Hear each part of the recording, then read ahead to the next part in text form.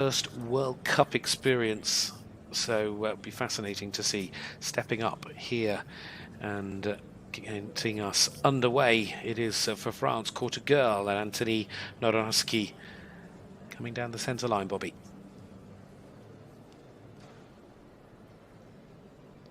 And straight into a very square halt. You know, it'd be really interesting to see how this mare copes. You know, only 9 years old. That is really quite young for this level of competition. It is. I always think at this time of year when we say 9, I mean 10. I know, but it's not, though. It isn't. No, you're quite But right. it's not, though. Everyone always says that, but it's not. At least not for another 3 days. No. Actually settling in very well indeed. They, as I say, personal best, 71.283. But they really look quite settled. It's quite a tight arena, quite a buzzy little arena here. Yeah, it's quite interesting how much actually everything's quite on top of the combination when they're in that arena. So it really will feel sort of everyone's on top of them. And she seems really calm, really relaxed. You can just see they're going to the half pass to the left, and that clear body bend to the left around the rider's leg. And that's always sort of thinking like a banana around the rider's inside leg to show that suppleness. And I have to say, she's very good at square halts. That's 2 square halts now that she's done into a good rein back.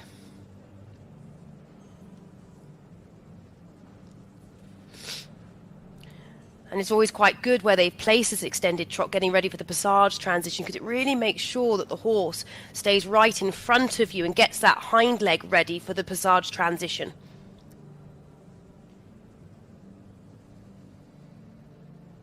Very clear diagonal pairs into the passage. Now. And that's where you can see her age comes in a little bit there. It just wasn't quite on the spot. You can see there was a lot of travelling, but again, really super steps. It's that compromise, isn't it, between allowing the horse a little bit of travelling or creating a bit too much tension if you decide to try and keep things more on the spot. Yes, and if you watch carefully, Gareth, through this class, you'll see either the riders really make the piaffe really on the spot, or they allow them to travel always in that first piaffe, just to get the reading of what their horse feels like underneath them. Very bold, extended walk. And we have to appreciate how difficult this is, the collected walk for the horses, because the judges want to see relaxation in the collected walk, but yet in a couple of strides time, he's just about to go into a passage transition. So you have to get that right balance. We have to make sure that they're active enough to get the transition, but still showing that relaxation. So it's incredibly difficult for the horses to get the right balance. You know, the passage is very nice. Obviously, for the higher marks, you would like to see her wheelbase close. And you can see it's very clever what he does. So he starts the piaffe, and the first 4 steps are on the spot, and then he allows her to travel that little bit more, just so she doesn't get stuck. But when he's able to really collect her a little bit more within that, it's going to be really super. Very good transition into the canter. And we always sort of joke as riders, but that short side is the only time you ever get a breather in the canter work in the Grand Prix. One chance to take a big deep breath. Oh, that's a shame. They just had a mistake in the 2-time changes. She just took over and added 2 1-times. So that sadly will be costly. It is, and it'll, of course, affect that running score that we can see in the bottom left-hand corner, giving us that overall average throughout the course of the test.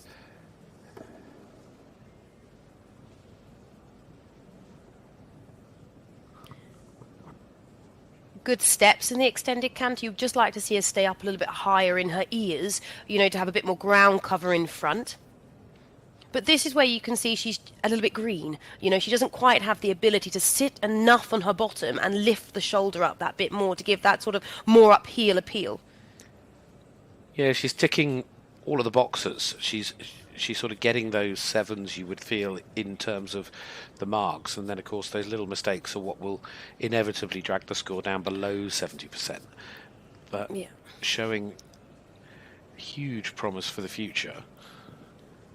And again, everyone holds their breath as we come into the 1-time changes. Yeah, they were very clean, they were very good changes, very straight.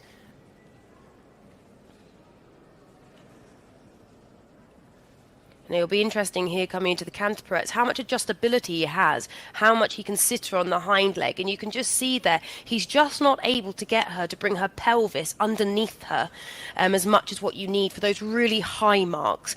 You know, the pirouette was correct, but, you know, for the really high marks, get the wither up, make her a little bit rounder, and you can see that's why the mistake happened there, which is really costly in that pirouette, because she doesn't quite have the ability to bring her pelvis underneath herself and come up into the shoulder.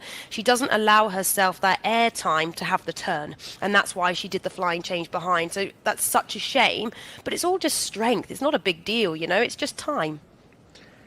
Yeah, they rode their first Grand Prix test this year. It's all been a learning experience. It takes 3 years. Okay, you have exceptions, you know, with Glamourdale, etc. But it does take 3 years, really, for the horse to really know and understand the Grand Prix. And you can see here, again, she's showing all the right moves. Yes, does it need to be a tiny bit slower? Yes. Does her wheelbase need to be a bit smaller? But again, you can just see there the steps are super, very clear, very regular. So when she just has that ability to bring her stifles, her hind feet underneath her body a little bit more, then you're going to have much higher marks. It is certainly a combination with much promise and much to look forward to in 2023. But getting things underway here in Mechelen for this FEI Dressage World Cup. The Grand Prix day is the first out there, and Antoine Nowakowski for France and Quarter Girl. I find it sort of quite amazing that they rode at the World Championships prior to riding in a 5-star World Cup round. So it's certainly one that they've shown a lot of faith in this year, and will be interesting to see what those opening scores finalise as. And you can just see there in the Piaffe, I think it's brilliant when they do the slow-mos after the test, because it really gives you the time to be able to watch the horse and see exactly how they mechanically move. Yeah, that's one of the great opportunities, just to be able to see those slowed down highlights after the test as they head out, and the scores coming our way for this opening combination. And there you have it across the lineup. It gives us a total percentage score of 64.152%. It's relatively even in terms of what all the judges thought out there, but sets the standard nicely for our first combination to go. And now we move on to a partnership which, when we were last here in 2019, stole the show, because this is the turn of Emmelie Scholtens now with Desperado. They not only won the Grand Prix, they went on and won the freestyle as well. And this is a partnership that have certainly been to the very top of the sport. They were part of the team that took the silver medal at the European Championships in 2019. That, of course, was in Rotterdam, back on home soil for Emmelie, 14-year-old stallion by Vivaldi. She's got a fabulous string of horses associated with her. If you think of the likes of Indian Rock that she took to the World Championships this year, she, of course, has rode the fabulous Apache. Indian Rock we saw in Stuttgart. Desperado was last out in Wilhelmsburg. They finished 5th in the freestyle in that opening leg of the Western European League. What can they do today? Emmelie Scholtens and the stallion Desperado. Well, very impressive start. And already you can see slightly the difference with this horse, that there's more air time in front, there's more expression within the movement itself. Just see there in the extended trot how clearly he is extending. You know, it's within the word. The judges want to see the horse being able to extend within the body and also within the frame, but being able to keep the balance.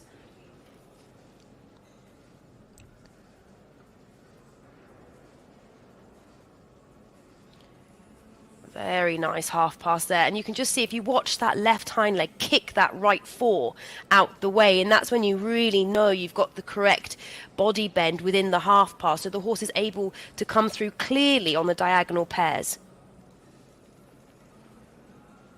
Getting rewarded for it in the scores as well as they start to come through.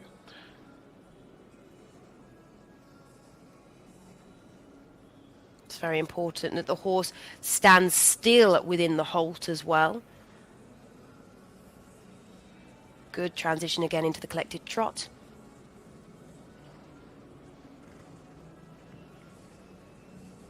And if you're being a little bit picky, you'd love to see his nose go out that little bit more there, especially towards the end where he just lost a bit of rhythm.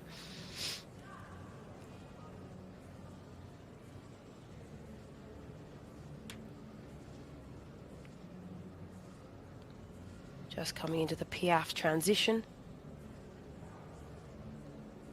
And the horse has to travel. They're not allowed to do it completely on the spot, and it mustn't be backwards. So the horse has to have a form of travelling. And you can see there that he was able to keep the balance and the quality in the steps without travelling too far. It's finding that balance.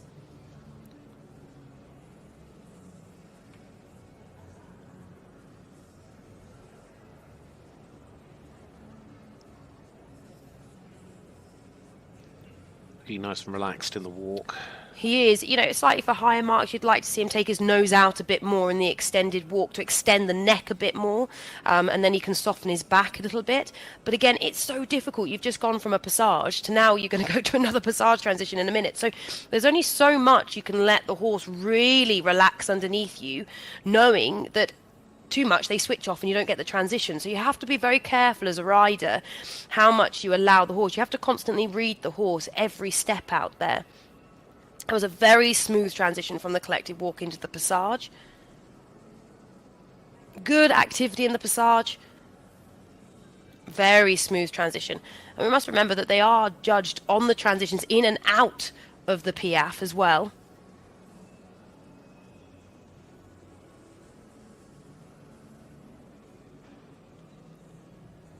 You knew that was going to happen. That's why I went quiet. But you could just see when he came out of the piaffe transition to the passage, he'd just fallen through his right shoulder. So when she asked for the canter transition, he'd already gone through the right shoulder. That's why the mistake was there. And you just saw that in that passage. And it's unbelievable how difficult that transition is, right? Because you think you're simply going really from a very small trot into a canter. It is so incredibly hard. And it was quite interesting that happened. She's done a remarkable job, though, to keep her composure and just to, certainly with the changes coming up afterwards, just to be able to get the horse straight the way, concentrating once more back underneath her. Yeah, absolutely. But she's incredibly experienced. Little mistakes do happen and you can't dwell on it. It's happened. You've got to get over it and crack on with the next movement. Very nice transition. That was a super flying change. Lovely height off the ground.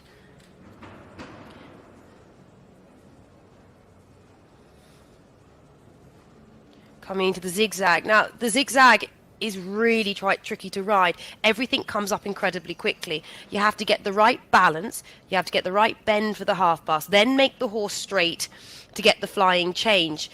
And make sure that you can count at the same time. So it's very difficult to be able to multitask in the zigzag. Yeah, that would count me out straight away. Yeah. Right, 15 one times. Oh, that's just a shame there. And again, it's interesting. It's that right shoulder, Gareth. Because every time the right shoulder pops out, there's a mistake. And he jumped twice behind there in the flying changes right to left. So it's quite interesting. But these things happen, They do, but of course, when you're looking at a combination that have returned to try and defend a title that they won 12 months ago. It was 3 years ago. I was going to say, missed a few years there. We have indeed. But nevertheless... She needs to be careful here as well, that he doesn't fall down on that right shoulder and get tight behind. Oh, that was some very clever riding. And you can just see there, he didn't allow her really to ride that and make him sit on that outside hind leg. So that was very cleverly done. And that's the thing, you've got to take into advantage that he's also a stallion. Which makes a big thing. And we spoke earlier a lot about actually the arena being quite small out there, isn't it? When you see looking down, everything's quite on top of you. So from a stallion's perspective, it does make them a little bit anxious. And I think today you can just see he wasn't quite concentrating fully on her.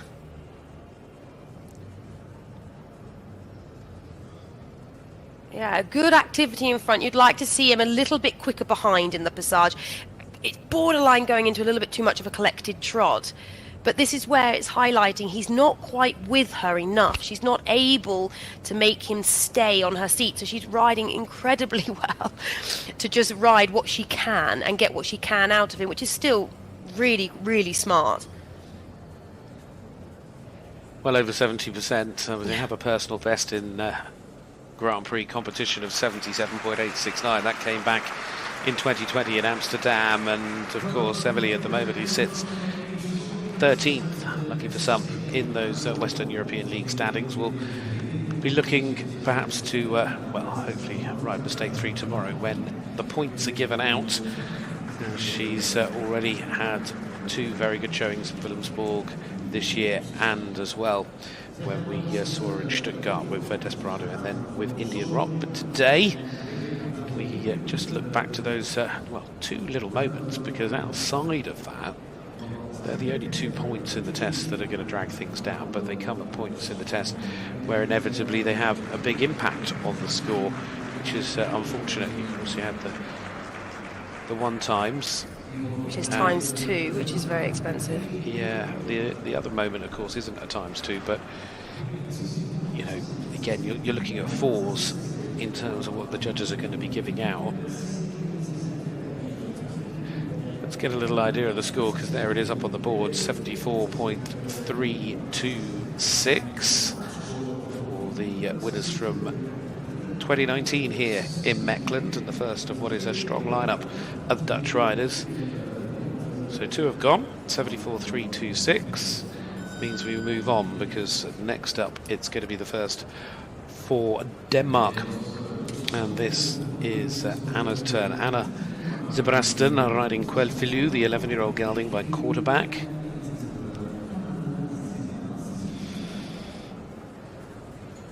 Settling down. She rode at the Europeans back in 2017 on the team that took the silver medal. Of course, Denmark have got such strength in depth currently, both with horses and with riders.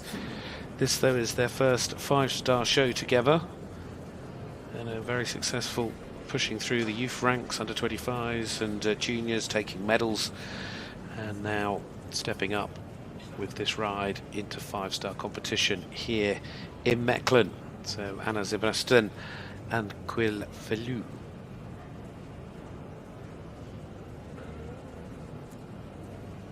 Yeah, it has a lot of expression within the collected trot, moving into the extended trot here. And look at that reach with those front legs.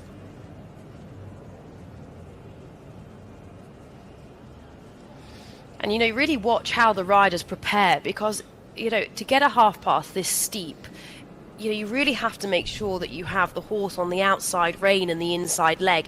So you just watch now how she's going to move the horse to the right to get the new left bend, and then move on into the left half pass. And the Grand Prix is all about preparation. You have to make sure you set up every single movement. You can't just close your eyes and hope that the movement happens when you ride the Grand Prix. You haven't got time. You know, so everything is about transitions all the time, going from one movement to the next. And this is such a new combination, these 2 together. They only started earlier this season. Just thinking it probably their 4th show together. And they look, oh, that's just quite a shame. So, you know, the reason why the mistake happened there, he's got so much expression, and, you know, they look fantastic together, but now and then he gets a little bit deep in his ears, so he just loses the balance. You can just see here that he needs to come up in his shoulders and come up in his withers and pick his pole up a little bit higher so he can get the hind legs underneath him. So that passage there was a little bit tricky, but she did incredibly well to get into the piaffe, which was very nicely ridden.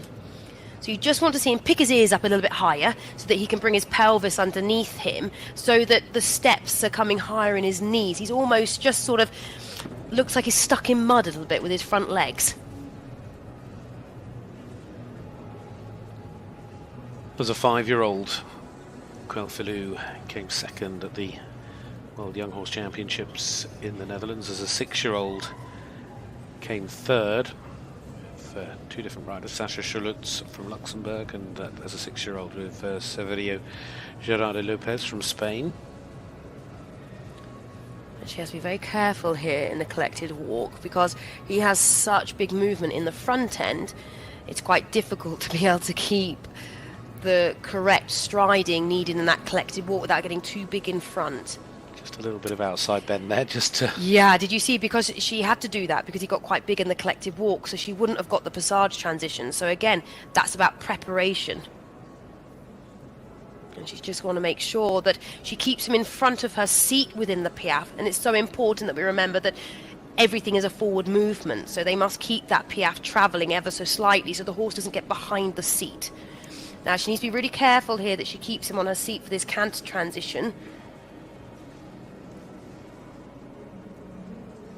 Oh, she did very well there. You can just see he was adding more height. I didn't know if she was going to get that 100%, so she did very well. And you can see already in the canter how his frame's come up a little bit more, and he's come up a bit more in the shoulder. So he's got such an expressive trot, but you can see his canter's much more natural for him and finds it much easier. Coming into these two-time changes where the horse skips every second stride. Lovely ground cover.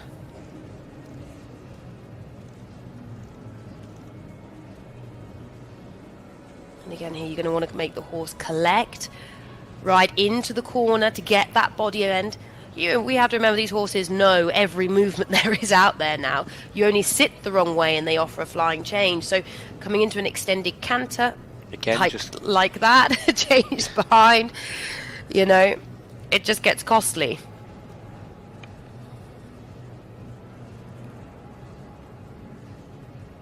And again, this zigzag. 1, 2, 3, 4, 5, 6, change. So 4 strides sideways, 2 strides straight as you ask for the flying change, and the flying change becomes the first stride of the next half pass. That's not complicated, is it? Not at all. And then into the one-time changes, where she's going to have to really try and keep him quite settled. You know, this horse is absolutely lovely and moves incredibly well, but I think he's quite hot, yeah? So he doesn't... did a remarkable job, actually, there. Yeah. Times. Yeah, definitely. And he gives so much energy, and he wants to offer so much, that doesn't always make them the easiest to always get through a test. She's having to keep him nice and calm and relaxed. Very well ridden to the pirouette. And I think he needs things like the pirouettes to keep him listening. And you can just see there how she's had to make him a little bit deeper. He is a bit spooky. She's coming towards the judge's box. She's being clever. You know, keep him a little bit deep, and then he doesn't climb too high in front. You can just see there making him a little bit deeper again, bending him right, so she's got him before she goes towards the trailer.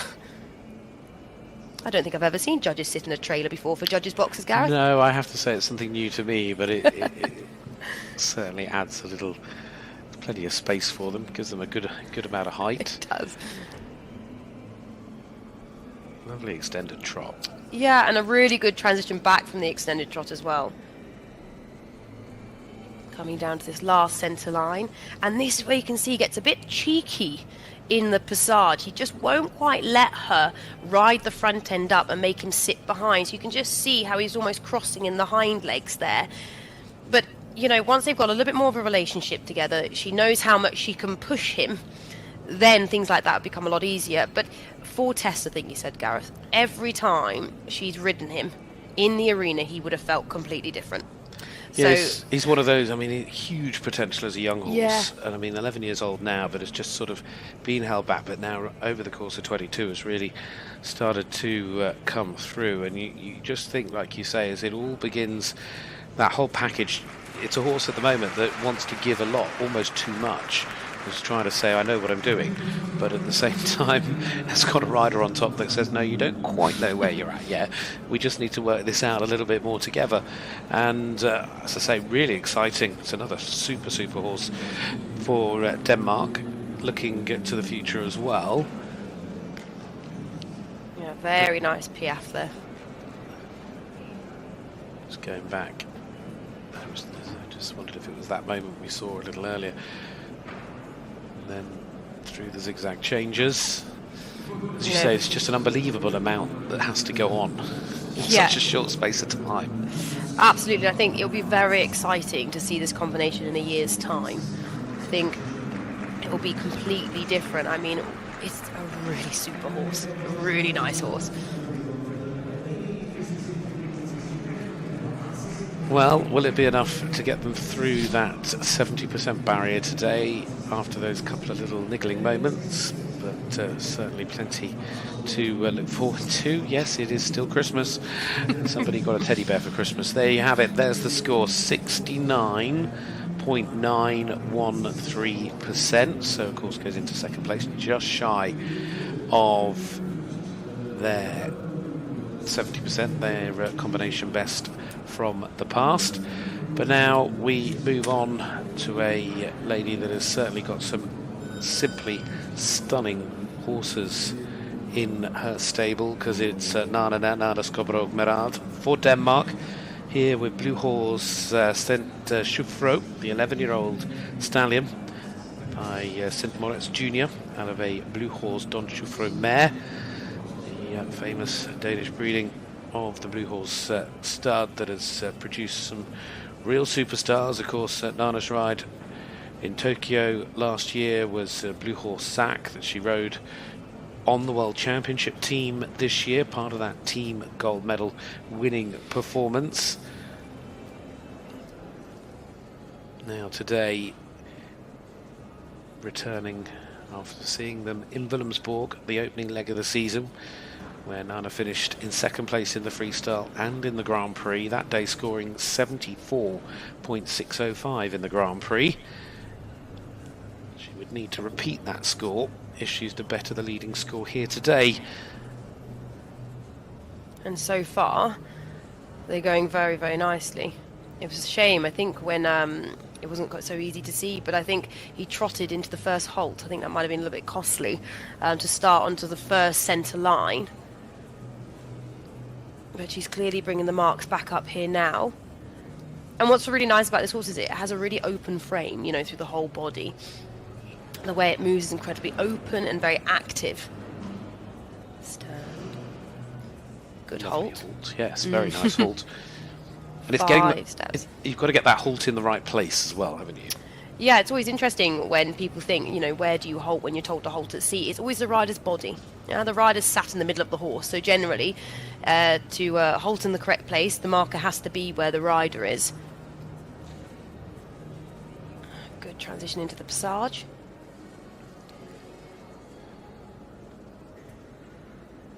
Of course, not only second with this horse so far this year, she was also fifth in Lyon with Abdegaard's Ottilia, which was her ride in the World Cup final in Leipzig earlier this year that took her to fourth place in the 2022 final. She currently sits, I think she is inside the top 10. She's in 9th place on the Western European League as it currently stands. A very good transition into the extended walk from the passage. And you can really see his relaxation here in the neck and in his steps. You can see he's quite clear, openly moving over his back. His tail is moving behind his back to show that he's nice and relaxed. You can just see here how she's shortening her reins, using her seat to collect him in the walk, but leaving his neck where it is, not allowing him to get too tight. Very nice collected walk. You can clearly see how deep she went into the corner there to give herself more time for the passage transition at M.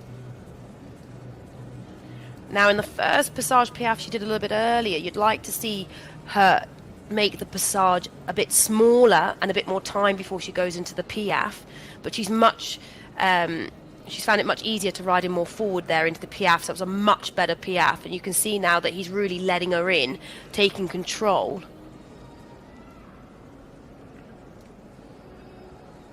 Yeah, very good transition into the canter.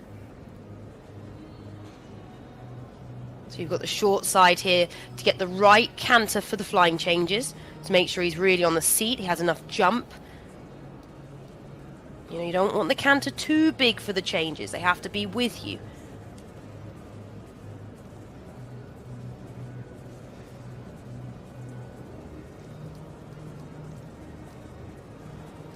Lovely changes, very straight. And again, deep into the corner to give herself more preparation time.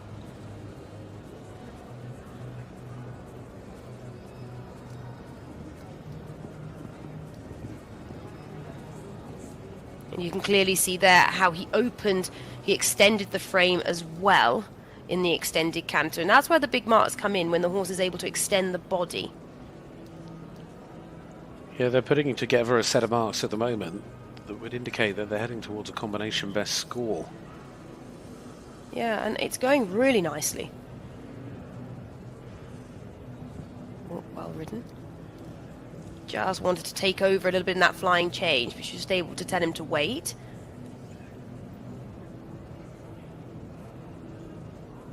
Just see there, she's making sure she's got the correct canter before she asks for the one-time changes.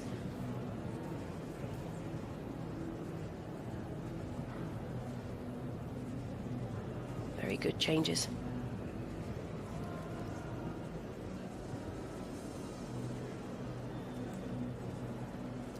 And coming into the canter pirouette.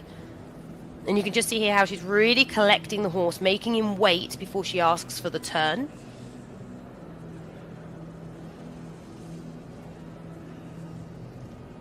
He just took over in that last stride there.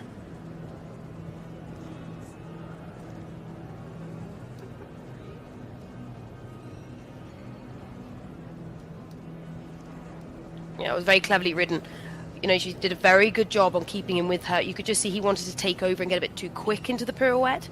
Yeah, she just seemed to allow the pirouette to go a little bit larger. Yeah. And they're the decisions you make whilst you're out there. You know, he wanted to take over. If she'd closed that down, there would have been a mistake. Allowing it to be a little bit bigger enabled him to be able to go the way he wanted to without having those mistakes. Very nice trot. Yeah, better to score a 7 instead of an 8 rather than making a mistake and ending on 4. Well, especially their double marks. You really don't want to make a mistake in the canter pirouette. Just see here that he's not quite with her in the passage. Come on, come on. And it's always difficult this last end line because they know the halt is coming.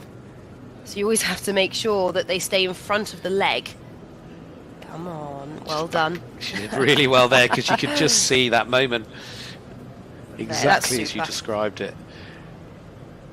Well, this looks to be a brilliant test from Nanna with Blue Horse Centupro for Denmark. A combination that just seemed to get better and better, having watched a brilliant performance in Willemsborg, the opening leg of the Western European League that saw them finish second in both freestyle and Grand Prix. They look at the moment from those scores that we saw in the trending average to be heading towards the leading score here today. 74.326 is the current best from Desperado and Emmelie Scholtens.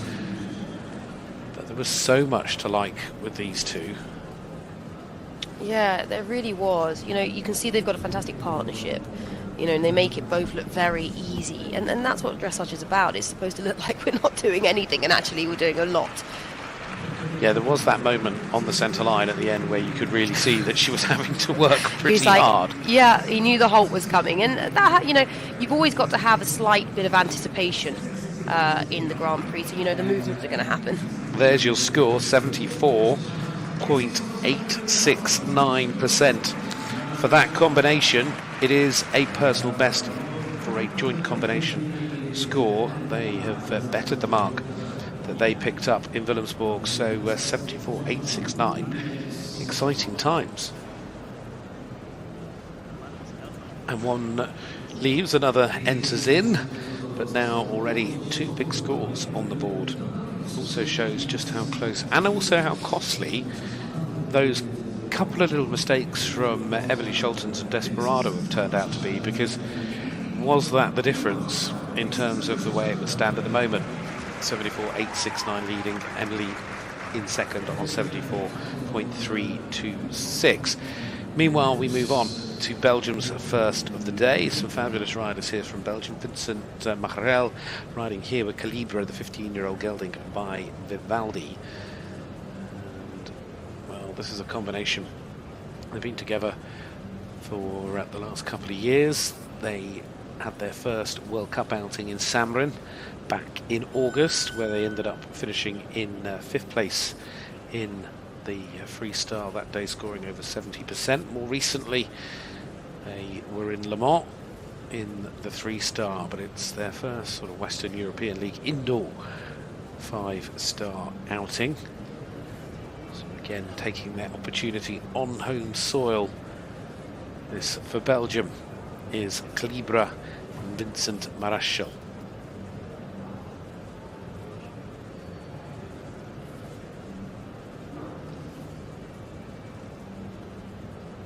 A good square hold.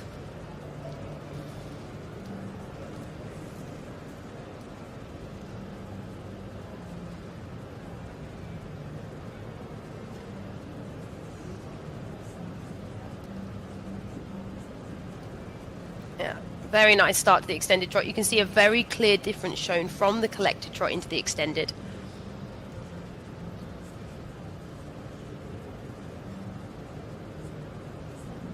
This horse has a really lovely cadence. You know, it just makes it look easy in the trot.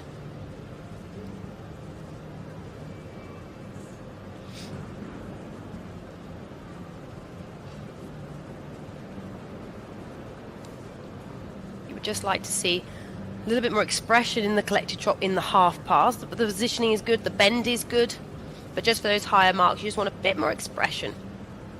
Yeah, compared to perhaps what we were just watching, it's that sort of moment of flair, isn't it? That moment of lift, and as you use the word expression, it's going to lift your marks that much higher. Yeah, you just would like to see his horse use his core a little bit more. You know, use his core, pick his back up so he's a little bit more rounded in shape. Just really bring in those higher marks. You know, he's doing everything very nicely, but you just want to see a bit more engagement. Yeah, and him coming up to in that stomach, especially here in the passage. You know, he's doing the passage, he's doing the steps, but he's just not quite as consistent as he needs to be in the contact.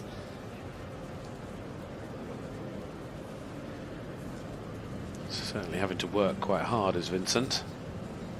Yeah, it was a smooth transition in and out, though. Did a good job there because, you know, you'd like to have seen the piaffe a little bit quicker, but the horse is incredibly genuine. You know, even then he was quite happy to come out into the passage. You don't want to see him any faster in the extended walk.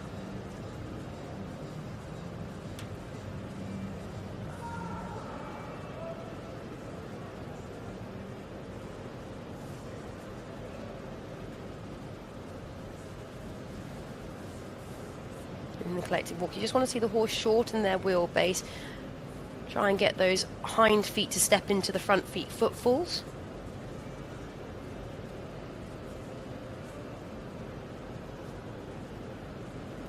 Clear transition into the passage. And this is when you want to see the rider make the passage that little bit quicker to help you get into the piaffe. Keep him stepping, keep him stepping. You know, and to help him in the piaffe there, you'd just like to see that he could travel a little bit more forward in the piaffe, yeah, just to keep him stepping in the hind leg.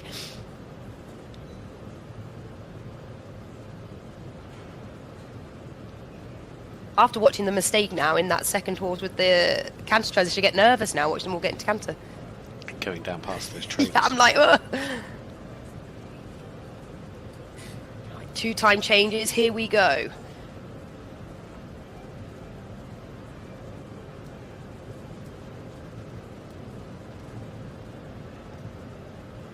Yeah, good job. All flying changes were clean, which is great. Again, you'd like to see him a little bit rounder in the body and up in the tummy, but, you know, the changes themselves were very good. Yeah, just lacking that sort of little bit of jump in terms of expression and what they're doing, but they're certainly meeting the objectives of the movements. Yeah. Clear of flying change from the extended canter.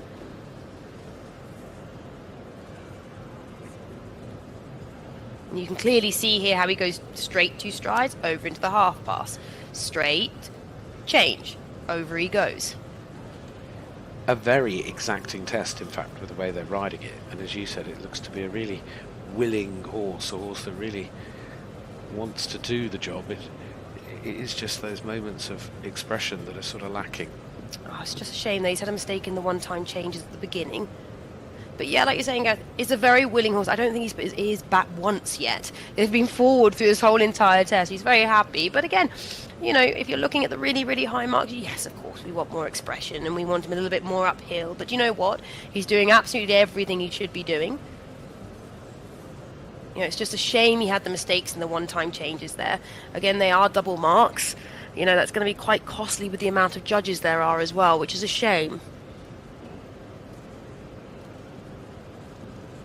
just lost a little bit of rhythm in the hind leg there, preparing for the canter pirouette. And that's where he wants to use his six-pack a little bit more, wants to use his core more to have more air time, and then you find that you've got more time in general to be able to present the movement. At the moment, everything's a little bit too quick, just because he doesn't have that static timing, that time to be able to just pause before the movement.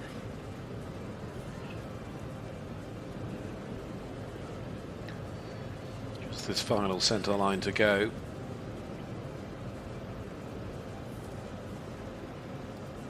You know, you've got to think coming down this last centre line, that judge at sea can see if you are straight or not. You know, so it's hard enough alone riding the Piaffe and Passage, but not being able to have the boards to help you with straightness makes it even more difficult. So it really does highlight if the horse is between both legs, both reins, as you come down that centre line towards the judge at sea. That was a good job in that Piaffe though. A huge amount to enjoy and like, with a combination that have obviously got a fabulous relationship already. And it's a horse that certainly shows great willing, and I'm sure will show more and more into the future. As you say, just perhaps where they still need to just work on those sort of muscle areas and just give themselves a little bit more strength in depth, should we say.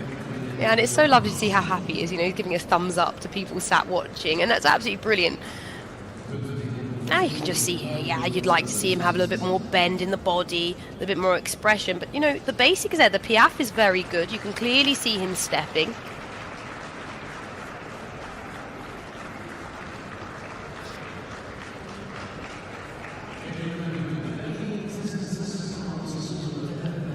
Yeah, they certainly did a good job. We'll be interested to see exactly where their score lands in a moment, but I think we're about to find that out because they're just holding fire before they leave the arena. We get a lovely artistic shot to see the score is 65.043, which, as you can also see, puts them into fourth of the five so far. Leading score 74.869. We're going to move on because it's Kirsten Brouwer now. It's another chance for the Dutch. A lady that has certainly produced and ridden some fabulous young horses over the years, has had plenty of success at the World Young Horse Championships on the likes of Dancer and Eyecatcher, 5-star and more. This ride today is Foundation. Foundation is a 12-year-old stallion by United out of a Jazz mare. This is another combination that are stepping up into 5-star action here today. They've had a busy year, though. They've certainly been preparing well. They rode in the 4-star in Falsterbo back in the summer. More recently, they went to Stuttgart and rode in the 4-star alongside the World Cup. Doing well there in the Grand Prix, scoring 71% that day, 71.4. Personal best in Grand Prix action came in Falsterbo, 72.978. So Foundation and Kirsten Brouwer for the Netherlands. Yeah, very straight centre line and a good halt. That's a very nice horse.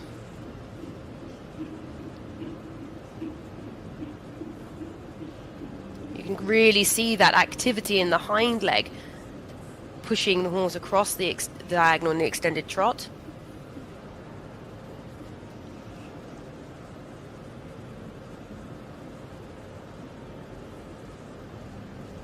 And again, very clear diagonal pairs in the half pass to the right. Lovely bend.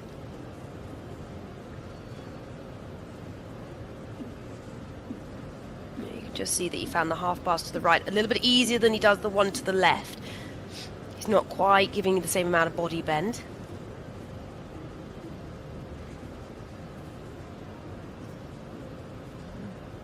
Very good halt.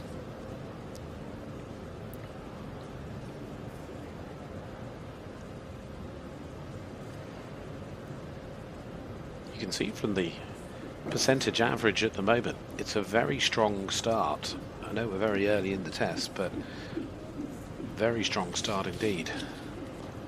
Yeah, it is. And, you know, this horse is very nice to watch. Yeah, it's got a lovely expression. It's got a lovely frame. Just got to be careful that he doesn't offer too much now coming into the passage. But he's got very nice activity in the hind leg. Steady. Yeah, it's a little bit of a shame there that he tried to come out a little bit too early because the piaffe itself was very smart. I was very interested in seeing the piaffe because I saw a little bit when they were trotting around the outside. It was a very nice piaffe.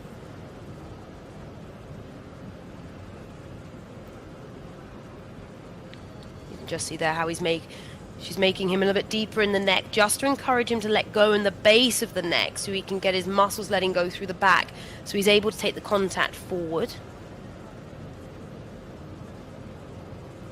Just giving a little bit of pat there to help with the relaxation.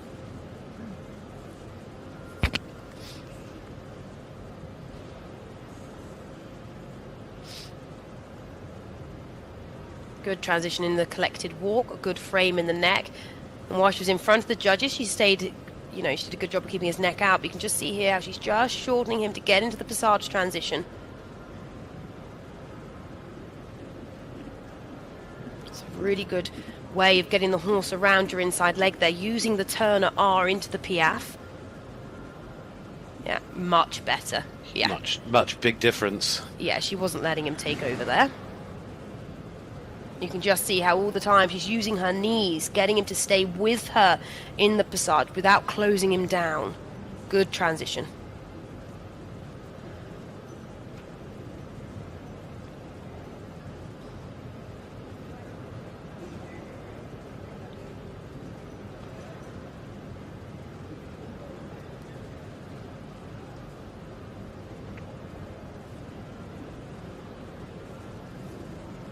Good expression off the floor. You can clearly see at one moment all 4 feet are off the ground.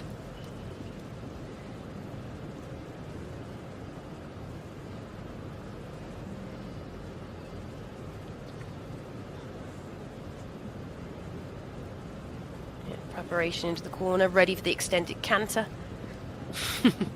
He definitely enjoys that bit.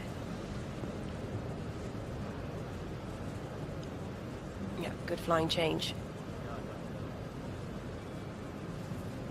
He's got a really nice canter. You can just see that she always has to keep him on that hind leg and doesn't allow him to get too big in front.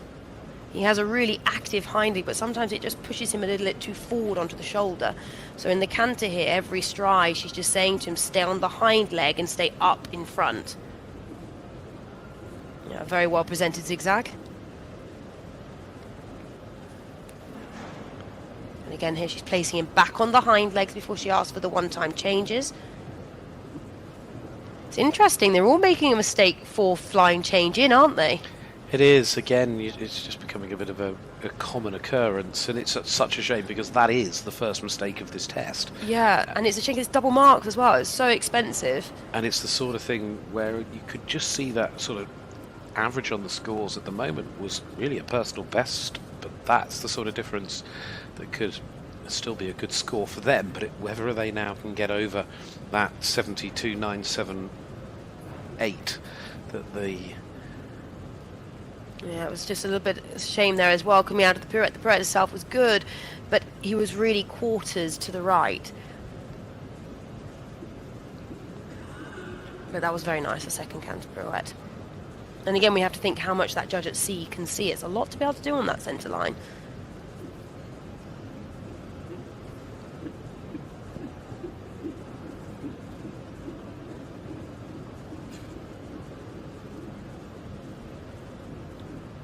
And it's such a shame she's had that mistake in the ones because everything else has been, you know, really lovely to watch and she's presented it so incredibly well.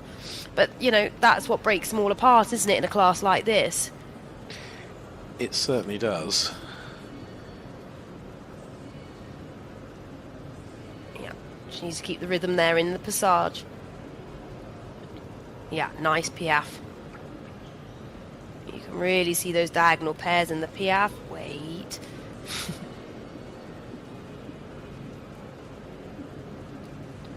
Certainly putting a strong end to the test. But there was plenty of strength throughout that test. You could see it on the marks. Ooh, hello.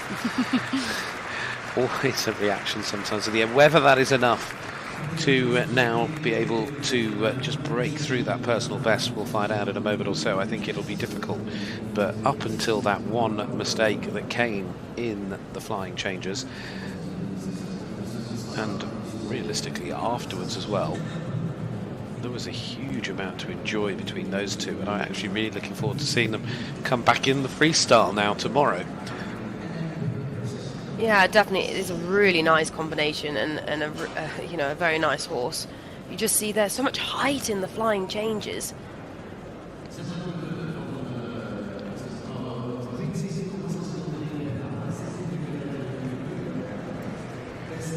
She did a very good job on that centre line.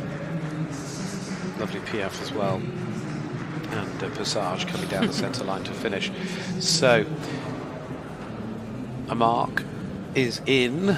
It's not quite a personal best, but it is still a very strong score, 71.891%. And as you can also see, that pops them up into third place, but they break through that 70% barrier. Still taking everything in around the outside of this arena. That's a very nice Passage. Maybe we need people clapping in her test. That was very nice. Well, you know, that's what we want in the freestyle when they come down that centre line in those final movements. And we heard that in London, didn't we, just a week or so ago when Lottie came down the centre line. And the British crowd aren't necessarily used to that compared to what we hear if you go to Germany. They clap for the majority of the test when we were in Stuttgart, and when Ingrid was there, you know, it just comes naturally, but it certainly sometimes can really bring that extra sparkle out. Yes, it definitely can, and excitement for sure. So we're going to move back to Belgium. 2 more to go before the break and the halfway mark in this FEI Dressage World Cup. It is Grand Prix day for these riders. Tomorrow is freestyle. And of course, that is where the points are given out in terms of the Western European League. This is Belgium's Charlotte Defalque riding here with the 16-year-old gelding Botticelli. It's by Vivaldi out of a Kos mare. Partnership rode at the World Championships this year in Herning. It was the Grand Prix score of 68.354%. But this has been a horse, that was their first senior championships together, but they've been a partnership that have come through together. They rode at Junior Europeans, Young Rider Europeans, Under 25 Europeans, and then this year getting their call up together into that senior squad as well. Start of the year down in Qatar, in Doha, and more recently in Rotterdam. But again, this is another that makes their Western European World Cup debut in the FEI Dressage World Cup Series. Charlotte and Botticelli. I really like watching this combination. You know, we followed their journey, like you said, they're right through all the junior young riders, and it's just so nice to see how well they know each other. You know, when she's riding him, she really knows exactly how much she can always ask when she's in a test with him. Yeah, very nice extended trot. And he's got so much expression, so much bounce in every step. Very secure in the contact.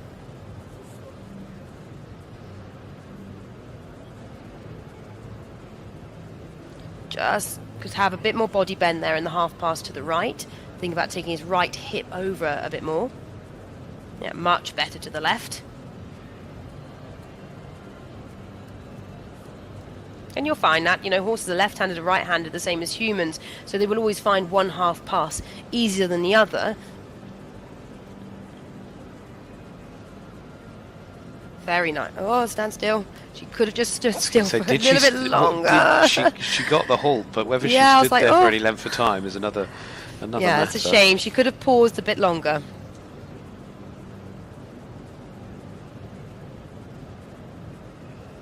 And again, you know, clear expression, the extended trot. You know, it really is his party piece, isn't it? Yeah, ridden with a huge amount of confidence. And I think that's one of the things that, compared to perhaps one of the tests we've watched with a couple of the slightly less experienced partnerships, when I say experienced, I mean you know, in their time together. Here you can really see these two, that difference of knowing each other for so long. There is that just complete understanding. Doesn't mean mistakes can't happen. Doesn't mean things won't quite be as good as perhaps they want or the judges want. But you can just see that relationship between the two of them in the way that they ride together. Yeah, definitely. And, you know, that piaffe was really nice. You could have it a little bit more on the spot, but the piaffe itself is really good. And I think, you know, we have to remember she's incredibly young as well, you know, to be riding at this sort of level. You just would like to see her take just a bit more of a deep breath and just a pause in the movements. But, you know, it's going very well so far.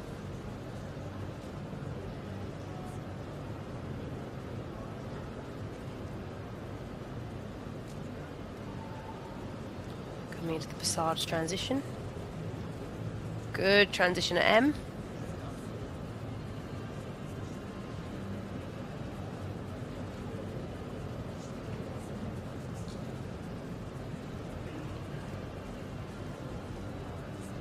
Yeah, much better second piaffe.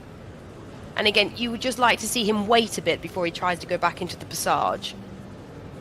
That's much better. Ooh. Yeah, well done. She rode her way out of trouble there. Oh, I'll bend it left quickly.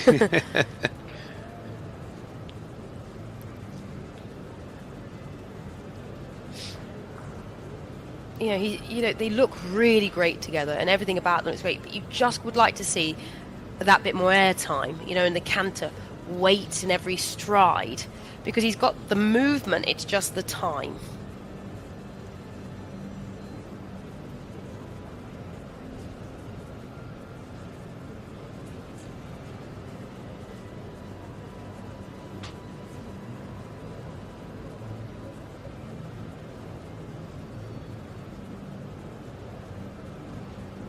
Bold extended canter.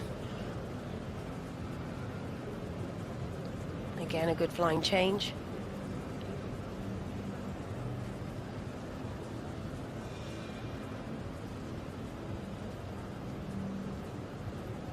Again, here in the zigzag, you know, again, it looks very good, but you just want to see her pause a little bit more, take a bit more time between each changeover, just to bring the mark up a that bit higher. Just every now and then, sometimes it looks a little bit too hurried. Wait, mister, taking over.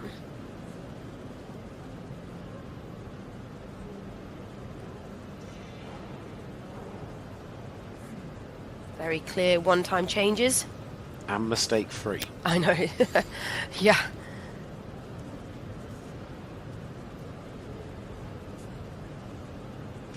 Like that, you just want to say wait, pause, then turn. He's always just a little bit ahead of her all the time.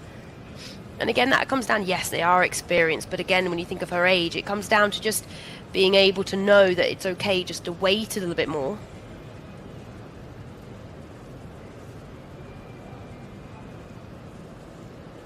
Yeah, good pirouette to the right.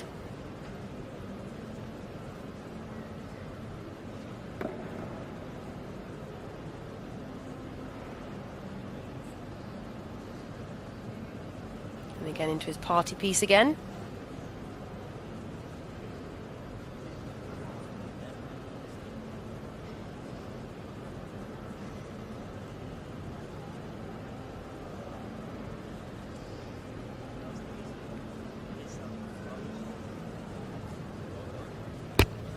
Yeah, good transition into the passage.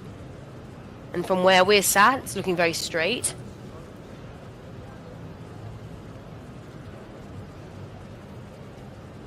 Final piaffe. Yeah, good piaffe. Again, a little bit less travelling, just again to bring up those higher marks. And a good passage. Really, really well-ridden test. Very well ridden. Yeah, really solid test from start to finish there. One that realistically was mistake-free. There was no point in that test where we saw any errors at all, and whether that's just enough to push them over that 70% mark, we'll find out in a moment or so. A combination that have certainly worked their way up through the levels in this sport together, coming, as I said, all the way through those sort of youth ranks and the youth European system before eventually getting their chance on the big stage at the World Championships earlier this year. But it's also a big day when you make your debut on home soil in a World Cup event. Of course, the general impression marks will have their say as well. I think being able to do the juniors and young riders really sets you up for competitions like this. You know, it really does teach the riders how to deal with pressure. There's a lot of pressure out there for them, especially, like you're saying, home soil, you know. So I think it really does teach the riders how to deal with the pressure and how to ride within that pressure. And I really like this combination. I just think to consistently always be over that 70%, they just need to have a bit more time. Sometimes he was a bit too quick to get through the movement. Take a breath. Yeah, exactly. A pause, just a moment. Allow things to unfold a little bit more slowly, but with the same panache, and then the score is just shy. Oh. Judge at B was very happy, but unfortunately, of course, it's an average across 5, and 69.456% is the final score. It puts them into 5th place as it currently stands, as the bell goes to get the next underway, because there's one more to go before we all get a break, and then we'll come back with the second half here. But this is Larissa Pauluis riding Flambeau.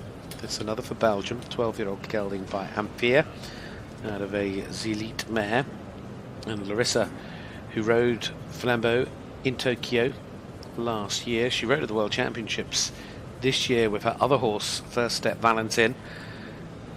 Certainly a horse that has come very strongly through the ranks, was part of the European team for Belgium back in 2021 in Hagen. But now with this a ride that she did take to Doha earlier this season. Belgium, Larissa Pauluis and Flambeau. It's just a shame there in that first halt he decided to neigh to all of his friends in the stable, which is a shame because that'd be quite expensive, but done a really good job to get him back into the extended trot.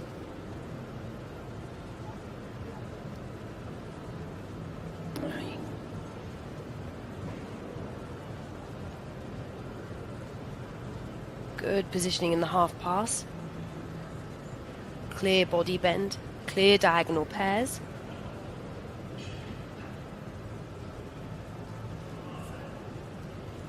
You can clearly see as well how well he's able to keep the impulsion within the half pass. You know, that's amazing how quick those scores have changed, isn't it? Starting at like 66 now on 72 just from 2 half passes. It's moved up very, very quickly, and of course double marks in an early, strong set of movements. Their personal best in Grand Prix is 72.239. Yeah, he just spooked a bit there. I think she's going to be very careful and sort of baby him a bit through this test, because I wouldn't say he was 100% with her. Yeah, good transition into the passage. Very nice frame in the passage.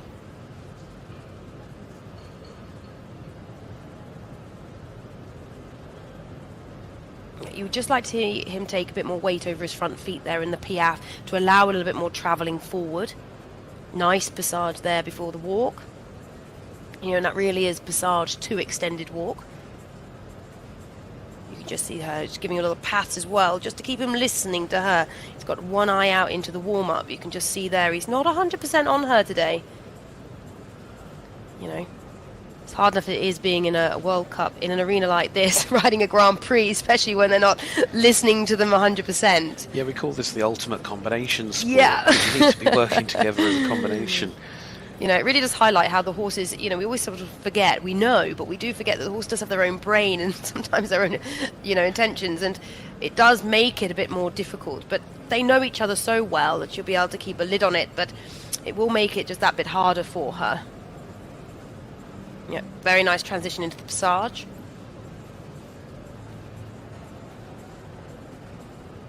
Yeah, a much better piaffe. You can just see how she was able to keep him that bit rounder, and how he's automatically there dropping his neck, taking his weight forward, and that's what he didn't quite do for her in the first piaffe. Much better. Yeah, well ridden there into the canter. You can see now he's really letting her in a bit more after that walk. And I think sometimes when the horse is a bit nervous, the walk will always make it or break it. But actually, by doing the walk there, he's just taken a deep breath and relaxed. Again, you can see her make him a bit deeper again, coming into the 2-time changes, just to make sure that he's travelling forward into the contact. He has a tendency sometimes to get a bit too high in the contact, which then makes him close a bit in the hind leg, which you really don't want to happen when you come into the flying changes. Just giving the contact there in front of the judges, showing that, you know, he is now taking the contact better forward.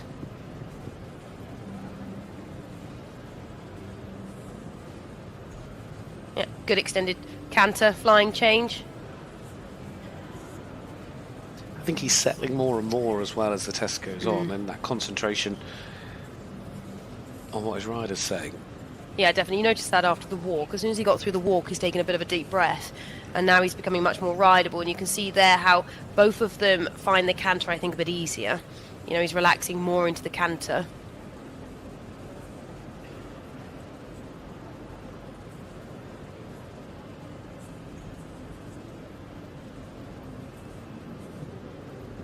Six, 7, 8.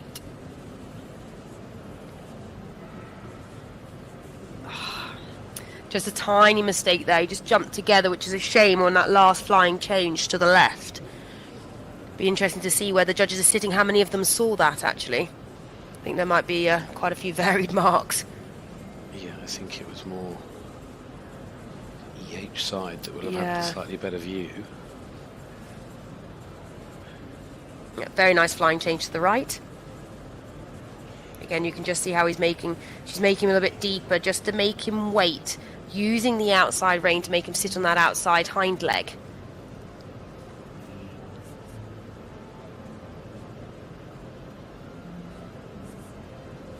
It's funny when you watch, you know, from here, you think, you know, right, they've done that. It looks a lot of time before they have to trot, but you're literally turning and then suddenly thinking you've got to trot. It comes up a lot quicker than it looks like. It's one of the hardest transitions as well, because it's not often you ride many canter trot transitions on a Grand Prix horse. Yeah, look how much better the passage is now. Yeah, so much better. You can clearly see him now swinging through the body, stepping from one diagonal pair to the other. Yeah, much better. And this is what we know him to usually be like. So, you know, you could just tell that he was a bit tight at the beginning of the test, but now really letting her in. Yeah, again, much better in and out of the Piaffe. Clear diagonal pairs, lovely spring from one step to the other. Certainly a test that's got stronger and stronger as it's gone through, and there's been, again, a very consistent performance. That one minor moment in the changes, although, as I think you're probably right, Bobby, I'm not sure that all the judges would have been able to pick up on that from where it happened, but we'll see. It certainly looks like a score that will be over that 70% mark. A brilliant performance there from Flambeau and Larissa Pauluis. And do you find that quite often, that if you have got a horse that's a little bit on edge or a little bit sort of thinking to the collection ring like we were watching, once you get through the walk, is that something that's sort of quite common? Is that a movement that sort of helps settle them more? No? No, it's not.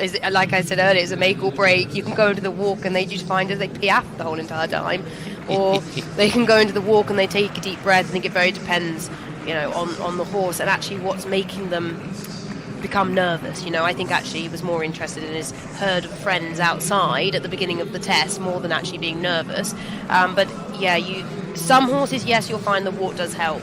Sometimes it really is an inconvenience that you're having to try and make the horse relax and not piaffe everywhere. So it does very much depend on the day. Well, there's the mark, 70.695, and that is again through the 70% mark, so it goes into the top 4 currently. But it is Nanna that leads. Nanna, Merrald, Ramazan riding Blue Horse, and Schufro is the current leading mark, as ahead of Emmelie Scholtens and then Kirsten Brouwer. So Denmark, the Netherlands, the Netherlands, the 1, 2, 3 as it currently stands.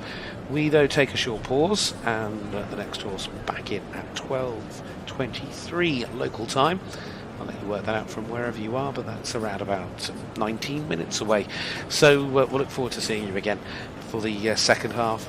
There is the current leaderboard. As I said, though, Nanna, Scholtens, Merrald leading the way.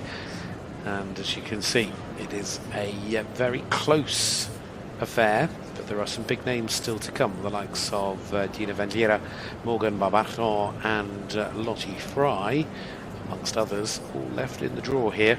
Belgium, the Netherlands, Great Britain, Finland, all in the draw alongside France still to come. So it is far from finished. We'll be back very soon.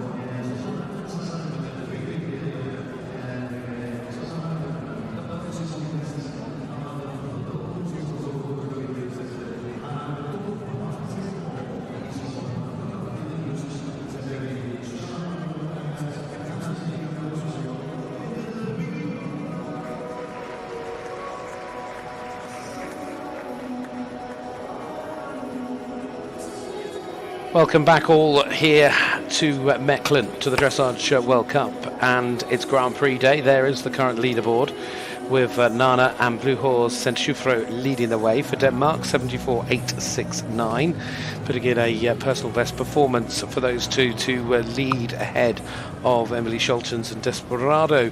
There, though, is the lineup, and you can see there are quite some combinations still to come when you look at Everdale and Hermes NOP, to name but two that we'll get excited about. But this is a combination now for Belgium that have been getting stronger and stronger. We saw them in Stuttgart, we saw them again in Madrid, and it is Jorinde Verwimp, of course. This is Charmeur, the 10-year-old gelding by Charmeur, and partnership, as I say, their first 5-star outing was Stuttgart, and at the Grand Prix that day they scored 67.217.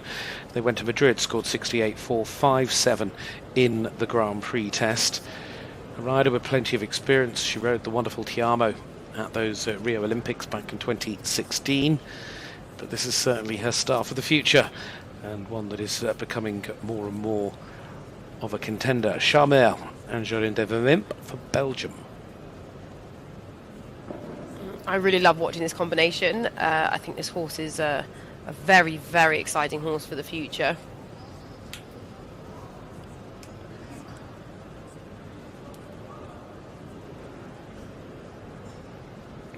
Very nice expression in the collected trot. And that's one thing, he just makes the trot look very easy. You know, he's got a lovely expression, and she rides him incredibly well. It's one thing, you know, she's got the experience, she knows exactly how to set him up. And okay, you know, he's 10 and 11 soon, but really at the end of the day, a 10-year-old for a Grand Prix horse is still incredibly young. And it takes time for them to be able to get, you know, the balance and the muscle structure they need for the Grand Prix. And she's incredibly good at just holding his hand through the test, setting up every movement to help him. I would be hoping today to see that improvement that we saw, the step change between Stuttgart to Madrid, and then hopefully again here from Madrid to Mechelen, in terms of their scores, their marks, just their performance, just more and more established. Well, I've noticed a big difference from today already, how much calm and relaxed he is. I was wondering if the atmosphere out there where, you know, the people are really quite sat on top of the arena were going to bother him, but actually he doesn't seem phased at all. So that's already, you know, very positive. Yeah, good steps behind in the Piaffe. You'd just like to see him come a little bit quicker in the front legs. Good positioning in the passage.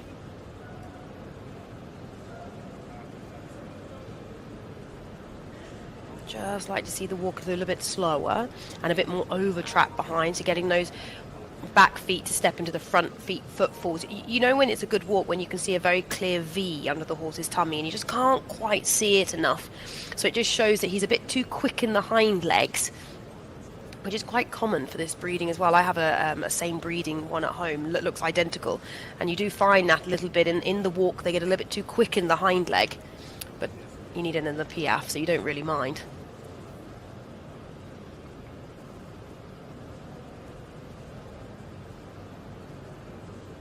You would just like to see the transition a bit more collected going into the passage. It was a bit too free.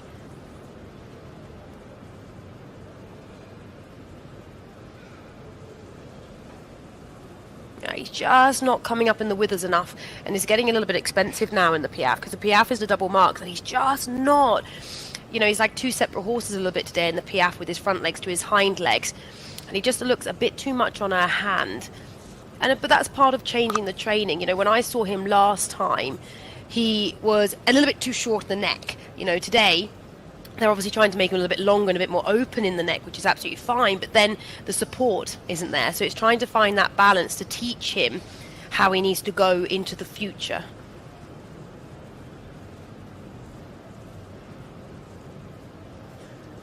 Yeah, very well ridden in the two-time changes. Yeah, nice through the two times, mistake-free.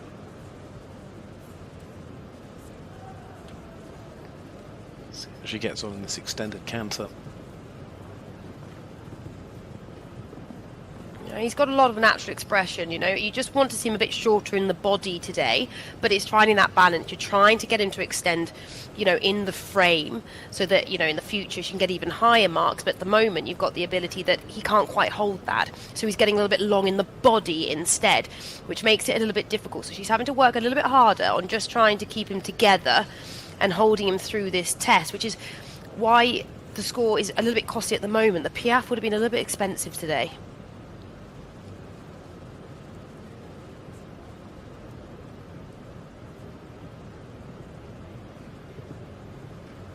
Just jump together there in the one-time changes.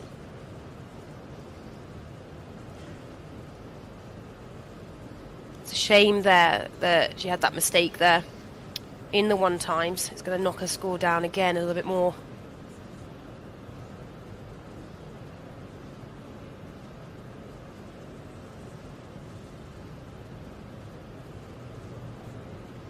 Yeah, he just got too quick into the canter pirouette there. He's just not quite short enough in the wheelbase just to be able to take his time and prepare a little bit at the moment.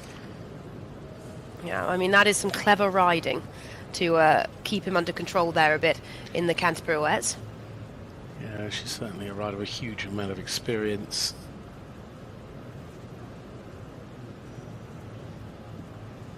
Yeah, good expression in the extended trot.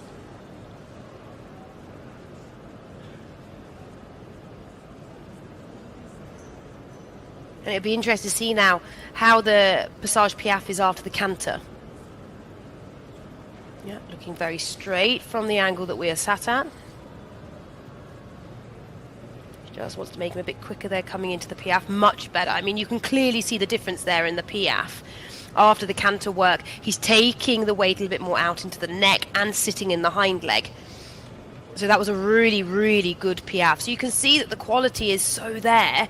It's just being able to get it all on the day, which at the moment, he is only 10. He's still quite green, and he's got so much movement that sometimes it's trying to find that balance to how much to ask on the day. But, she rode that absolutely fantastically, and she really pulled the marks in. It's just a shame that the two first Piaffes are going to be a little bit too costly at the beginning of the test.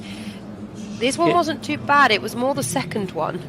Yeah, I was going to say, it's one of those days where actually the score isn't really going to be the true reflection because, well, it is the reflection of what the judges have seen because of those little problems early on. But overall, I think, again, we're seeing a combination that have improved yet again on where they were but sort of 3 or 4 weeks ago when they were in Madrid. And it'll be a really exciting year ahead for those two. So Jorinde Verwimp then for Belgium. Sharma, she's smiling, so she's she should be. I mean, what a horse to be able to ride. Yeah, she should be. And it's all about the whole point of the process of a Grand Prix horse is training. And yes, it's fantastic to be able to come out and do every single test right and get our 80%, but it's not realistic. Sometimes you have to use a test as a training, and as we know, the Grand Prix is just to qualify for the freestyle. So, tomorrow she can really make sure she's got in the way she needs him. But I think, it's such a lovely horse. It's just where he is in his training at this moment in time. Yeah, and I always guess with the Grand Prix as well, it gives you that chance to see, obviously you've got to ride the set movements today. Tomorrow you bring them together in the freestyle in an order that suits you. But you can see and get that feel for your horse and which movements perhaps are being found a little bit easier this week than others. And then be a bit more prepared for the Grand Prix. We did just see the score come through then to keep us up to speed. 67.043 to go into 7th place there for Sharma.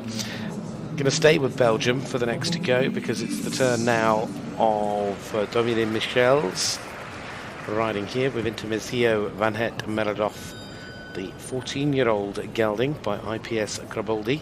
It's Belgian warm blood. He is out of a Balsgluf mare. This was his ride in Tokyo. He's had 3 championship outings for Belgium. It was the Olympics in Tokyo with this horse last year. Scored 70.202 in the Grand Prix at the Games. He rode again at the Europeans a few weeks later and then again at the World Championships this year, scoring 69.4 5.96, but that Tokyo performance is their personal best in the Grand Prix. This is their second World Cup outing, having been to Den Bosch back in the springtime.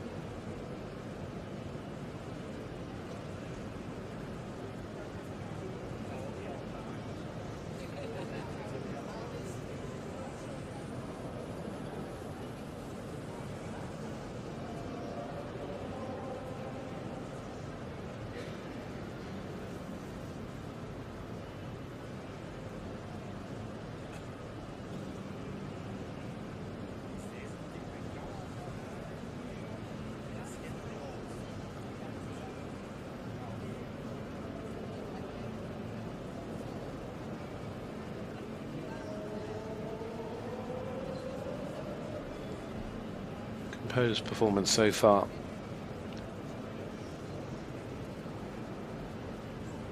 Just a little bit of a big step out from the transition that we saw through that Piaf passage.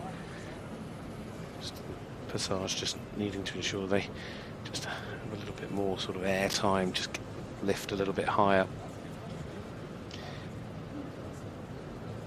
Now we're coming into the two-time changes.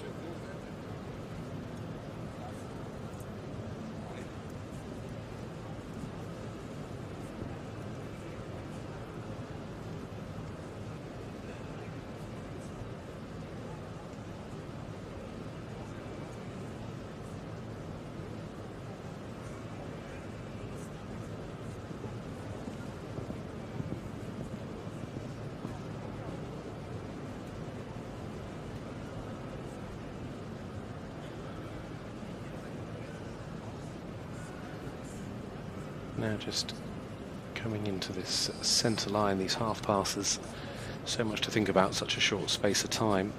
There is, and you can clearly see there how he's showing very good bend, very good positioning in the half pass. And like I said at the beginning, he's very, very good at setting up each movement.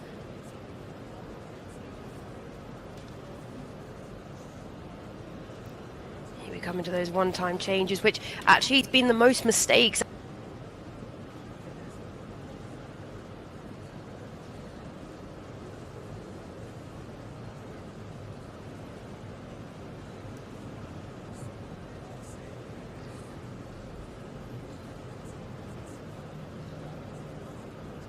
Really watch how he puts the bend into the left. He pushes the horse's rib cage over to the right to enable him to get the horse to move around his new inside leg. Very well ridden.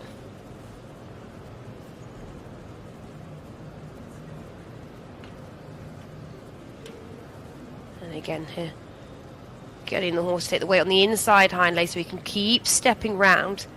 The horse, he almost could have come out a stride earlier there of the canter pirouette, just to make it look a bit easier. Yep, very nice transition down to the collected trot, into the extended here.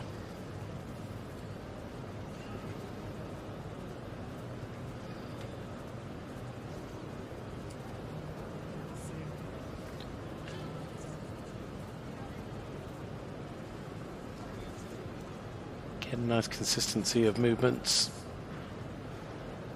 Yeah, very straight in the passage. They've got a personal best of 70.478, and they're flirting with that to a point. Whether they can quite find that extra few percent or point of percentage marks. Just needed slightly a smoother transition coming out there. The Piaffe was very nice, good passage.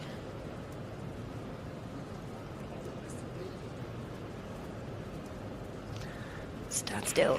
Just well done. Nearly got there. It was just that left hind wasn't quite willing to settle in the halt to allow it to be completely square, but I have a feeling just towards the end there that rather than pushing their mark up from 70% to maybe 70.1, 70.2, maybe just dropped it down below the 70% mark, but it's going to be there or thereabouts for the two of them, and it's certainly been one of the regular championship partnerships for Belgium in the last 18 months.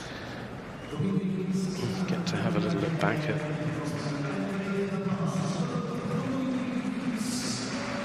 nice and relaxed in the rein back. Again, it's very nice presented canter zigzag. And it just shows, you know, how important it is to set up each movement, yeah, to make sure it's clear you've got the preparation to get into those marks. Like we said, he's not the biggest mover you're going to see today, but it's so correct. The judges have to give the combination the marks. I think he's well, here comes the score. 70.022 means that it is over the 70% mark. Unfortunately, though, it's not quite going to it's not quite a personal best. They needed another 0.4. But I think, all in all, on home soil, and again showing why they've been part of Belgium's lineup recent years for championships. Now is back with the Dutch for the Netherlands. Now the turn of Thamar Zweistra riding Hexagon's double Dutch. Thamar, who rode in Madrid in the freestyle to finish in 3rd place. She rode in Lyon to finish in 12th place. Was 2nd in the Madrid Grand Prix. This was a ride at the World Championships and in the World Cup final this year. She got through to the special at the World Championships. Her Grand Prix score 72.376. Her performance this year just missed out on the top 10 in Leipzig, where she finished in 11th place.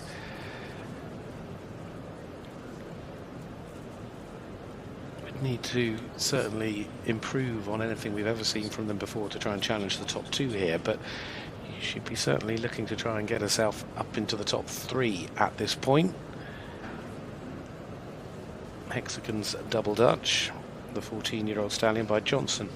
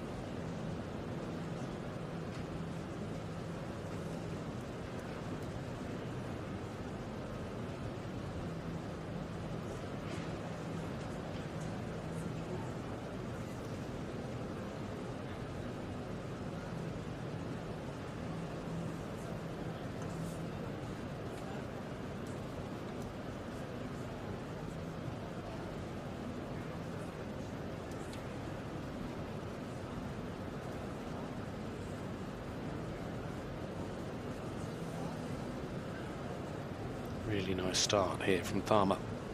She had a lovely opening line. Lost a little bit of impulsion in the opening half pass, but Certainly that second half pass again looking good.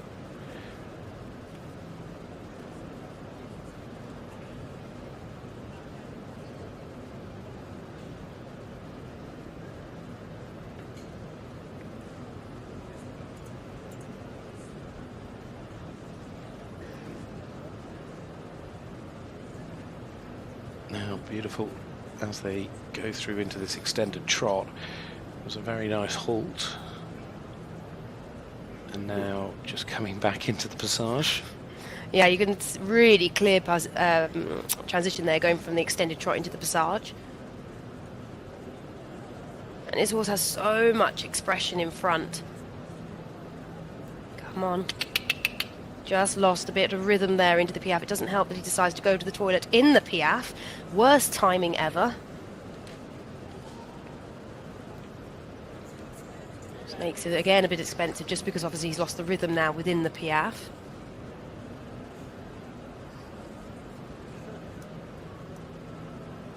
Very nice stretch in the extended walk within the neck. Clear over track.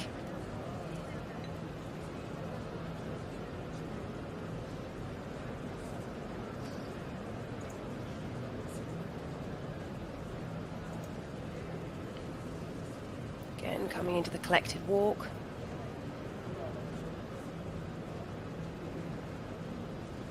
You know, and she has to be very careful here that she doesn't ride the collected walk too big with him, so he doesn't get too big in front, keeping his wheelbase nice and short, so she's able to get the transition here into the passage. Yeah, very well ridden. You know, she really had to make sure that she had him on the hind leg. And when you think about turning an you actually think about turning the outside of the horse's body round with your outside leg, just to keep them balanced on the leg. Certainly looking quite enthusiastic there, coming out of the piaffe back into the passage. Just needs to take a little bit of a deep breath there in the piaffe. Yeah, clear transition into the canter.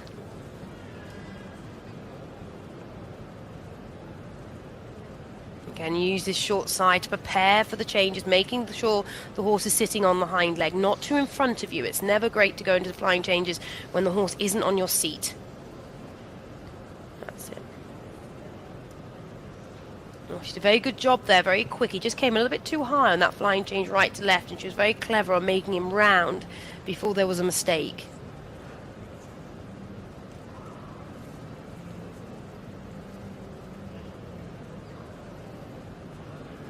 That's it, nice bold extended canter. You can see how he clearly opened his frame as well within the extended canter.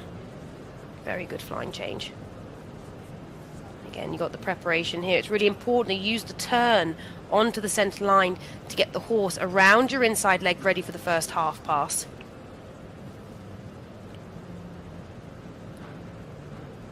And you can see those two strides straight before the flying change.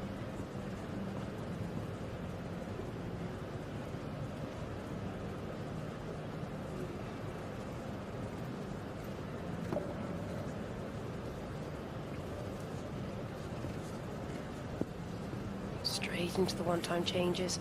So far, so good. Yeah, very well ridden in the flying changes. And again, here getting that body bend around the inside leg, making sure the ribs are against the outside leg, ready for the canter pirouette to the left.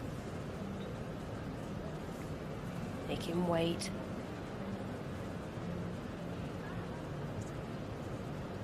And the most difficult thing when you come out of a canter pirouette is to be able to ride the horse straight and not lose the shoulder. And that really is a difficulty, especially when you're on the centre line and the judge at sea can see how you position the way out of the pirouette. So it's quite a difficult thing to do, to try and keep the horse around the inside leg on the way out.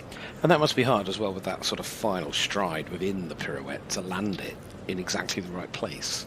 It is. You always use a little bit of a technique where you just leg yield a little bit off the centre line just before you start the canter pirouette. So when you finish it, you end up on the centre line. So if you watched carefully, most of the riders have leg yielded a little bit to the left in the first one. So it's a little bit of an illusion to the judges that they were on the centre line at all times. Yeah, nice passage. Oh, come on. I think he gets very enthusiastic when it comes to the piaffe, and now and then just drops back into the piaffe instead of taking into the passage. You can just see here how he wants to come a bit too high in the contact. Just got to stay a bit rounder and a bit slower. He's clearly got the ability, clearly got the steps there, but it's just having a little bit of a slower piaffe. Yeah, much better there into that final passage. It's all about keeping the rhythm. It's all about keeping relaxation, keep avoiding the tension.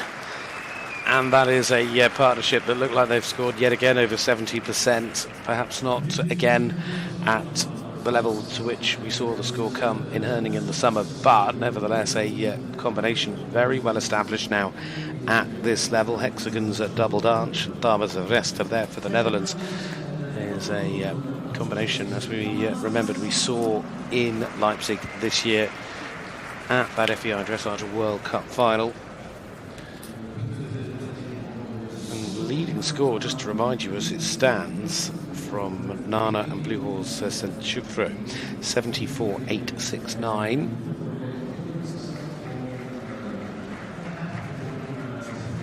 You can just really see here how she sets up every part of the zigzag there. A pat that was well deserved at the end. So judges' marks are coming up because we can see them on the screen, so they'll be with us in a moment as well. And there you have it, 70.630 is their Grand Prix score, so well done there. Nice to see. Relatively good average as well across the set of judges. Overall now we've seen the top 6 all go through the 70% barrier, but it is still Denmark that is leading the way. Moving back again to another combination for the Netherlands. Next to go is Marika van de Putten, riding here with Tosterveletten's Titanium RS2. This is a 10-year-old gelding by Totalas, out of a Stenginet mare. Another combination that competed at the World Championships in Herning this year in the Grand Prix. They scored 71.118%. They made their 5-star debut back at Den Bosch in March of this year. We saw them in Stuttgart. This is their second outing on the Western European League. Their 11th place in the freestyle in Stuttgart came off the back of an 8th place finish in the Grand Prix. 72.239 that day. If they repeat that score, it would be good enough to put them into the top 3. Marika and Tosterveletten's Titanium RS2.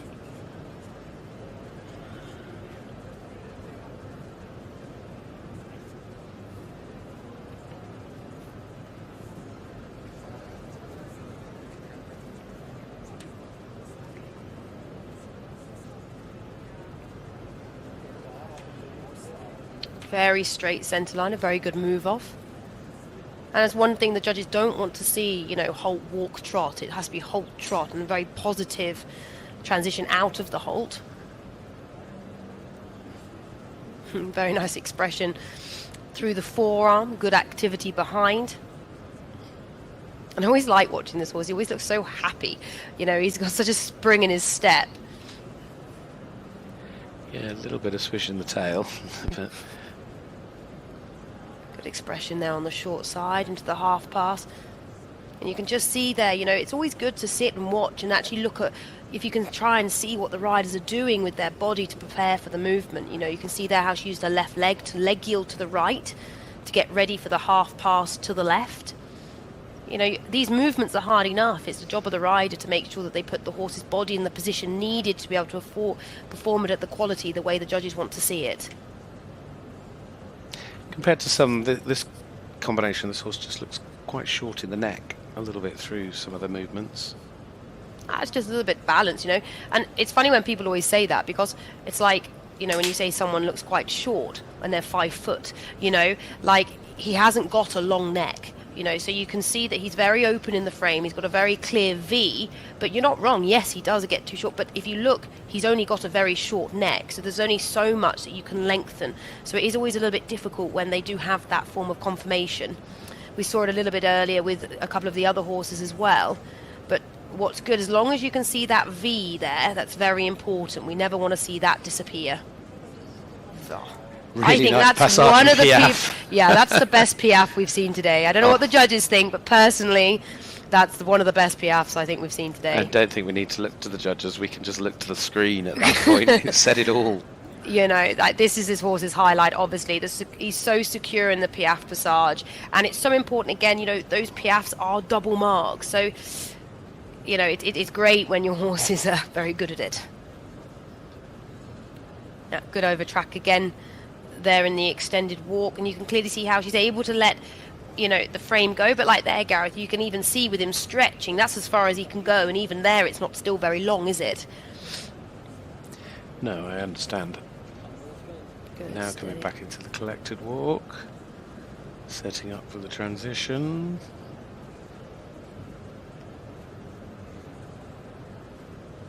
He's got a very good collected walk, so it makes his transition quite easy. Yeah, very nice. And again, she'll be getting him bending round the right leg and using her outside leg to turn him round. Yeah, super piaffe. Finds it so easy. Yeah, he does. Very rhythmical, clear diagonal pairs, lovely transition out. And, you know, that's when you know you really have adjustability within the piaffe, that you don't even notice the moment they've left it into the passage. Keep him with you, steady. Good. I mean, the mark on the screen at the moment, quite simply putting them on top of the performance so far, would be a huge personal best score as well. And there's a lot of riding still to come.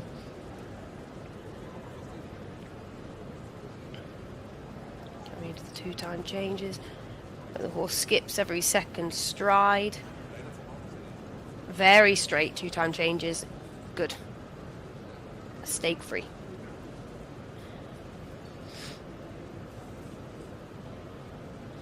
And it's always nice to have the extended canter here, because it really helps you refresh the canter and refresh the horse again, just getting them a little bit more in front of your leg before you start coming and riding through the zigzags and the canter pirouettes. Getting into those collective movements once again. Yeah, exactly. It's like after all the tension, go and have a good stretch. Yeah, exactly.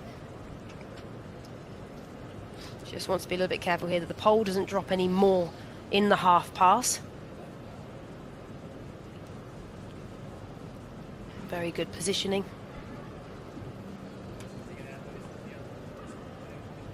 Yeah, that was a very straight final flying change.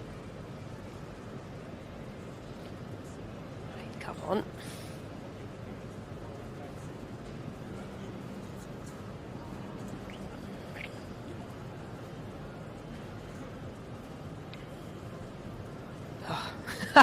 I found myself on my breath there. They were very nice one-time changes. Yeah, they were clear, they were clean. Yeah.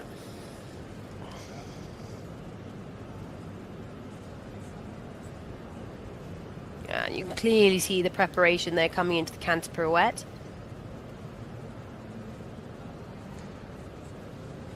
If anything, he could just take a bit more time off her inside leg. Just careful he's not running onto that inside shoulder that way. Just see here how she's tickling him with her inside heel. That was better. You could just see there how he weighted more in the pirouette to the right. And the longer and the more we go through this test, the tension in my mind is building, because if they can keep this mistake free, you can see on those scores it's ebb and flow. Oh, no, just lost rhythm there in the extended trot. Come on. If he can do one more super piaffe at X, you know. It could be enough. Yeah. I mean, this is absolutely lovely to watch. Their personal best 74.565 is one thing to be able to beat, but it's that score of 74.869 that is leading at the moment. Come on. Is this centre line going to be enough?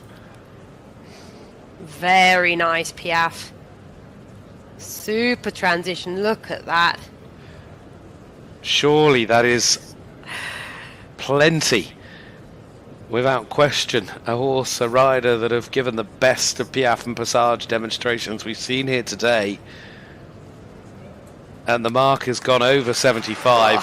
Clearly a personal best performance. Clearly the best we've seen so far with the way they brought that final line together.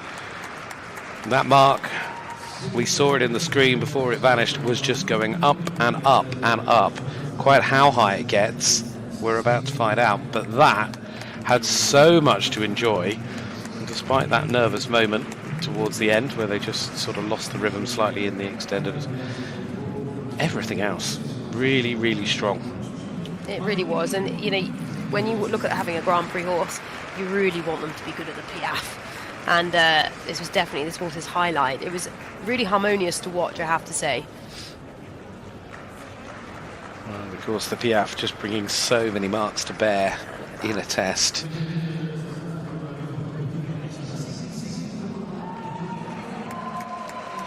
Yeah, absolutely super.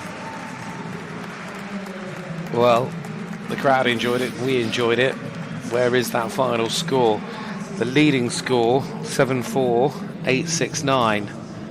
The new leading score, 75978. She has absolutely smashed it out the park with that, because that is her personal best and a new leading mark. So 75978 for Marika van der Putten then to lead for the Dutch, giving us 4 to go.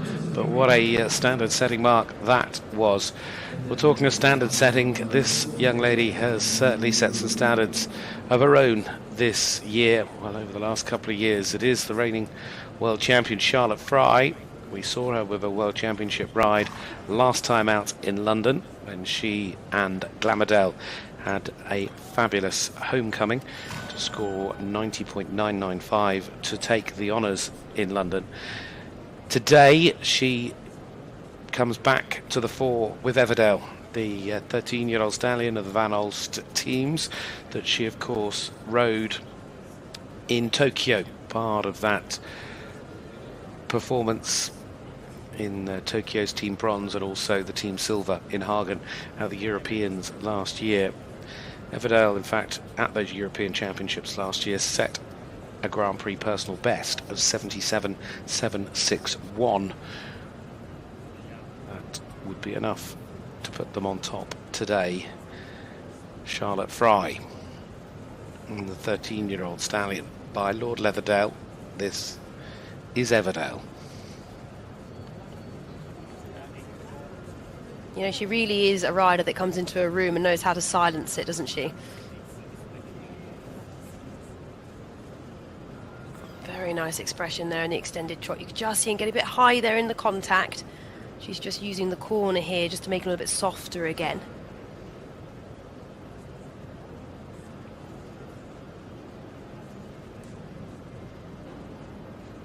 Beautiful angle in the half pass to the right. He just has so much expression in the way he moves.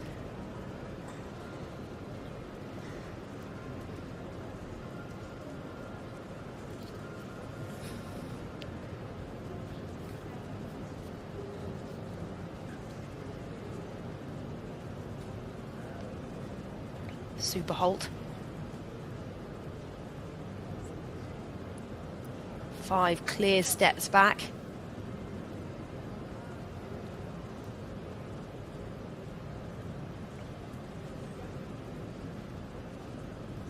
Lovely expression again in the extended trot, coming into the Passage transition. This is when he really comes into his own. I mean, look at that. You know, it's like every foot is landing on a trampoline. It's got so much spring in each step. Just see there that Lottie's allowing him to travel just to make sure that she keeps the hind leg stepping, doesn't lose rhythm. Very good transition from the Piaffe into the Passage. And again into the extended walk.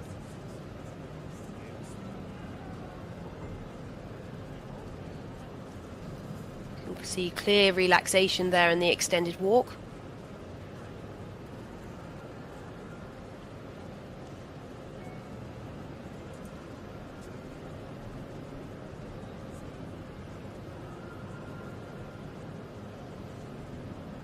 Just making the walk a bit smaller, coming into the collected walk, getting ready for the passage transition. Just see how she's gone deeper into the corner, bending around her inside leg. Very good. Yeah, she looked like she had to be really careful with the way she rode that. Yeah, it's all about preparation, you know. He's got so much power. She has to make sure that she always has him around the inside leg, so she's able to keep him on her seat. Yeah, very well ridden. But, you know, he hasn't missed a beat from going in and out to that piaffe. You know, so rhythmical within the piaffe.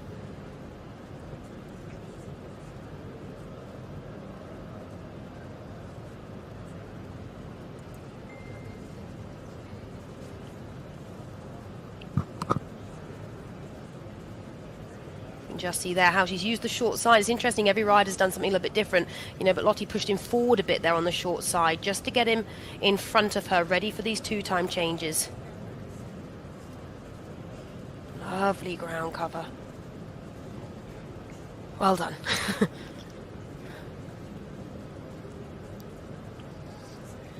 Certainly going to be close between the top two as it stands. Marika has certainly set quite some standard for Lottie. Well, she's always cool as a cucumber. And I think we always say, you know, the horse has such a mega extended canter. I just think Lottie's got, you know, that's her thing. She can make anything do on a mega extended canter.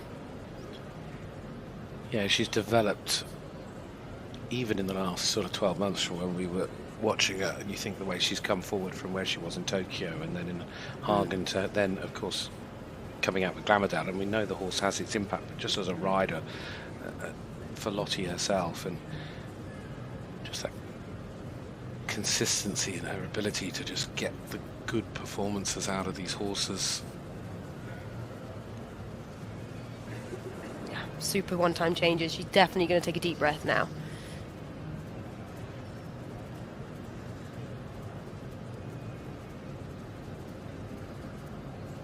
Lovely preparation coming into the canter pirouette to the left.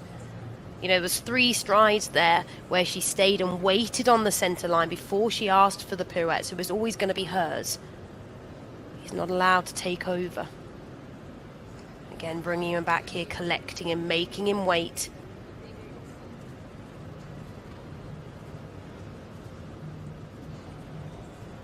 Very well positioned again in the canter pirouette to the right.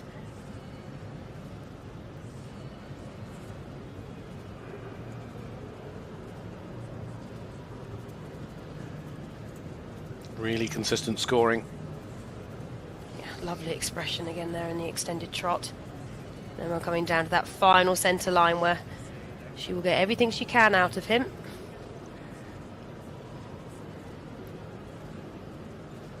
A performance so far that is perhaps pushing her towards the top of the table here. Last time we were in Mechelen, Come on. she, oh dear, little...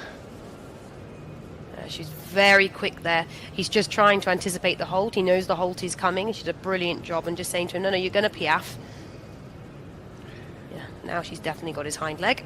But it could be enough to swing this, where I'm not sure that Lottie had enough in hand over Marika to be able to afford that mistake at the end. And that could be that loss of rhythm, because it all comes and connects to each other element with the piaffe and the passage and the transition mark getting hit as well, whereas she was on her way to the top of the table.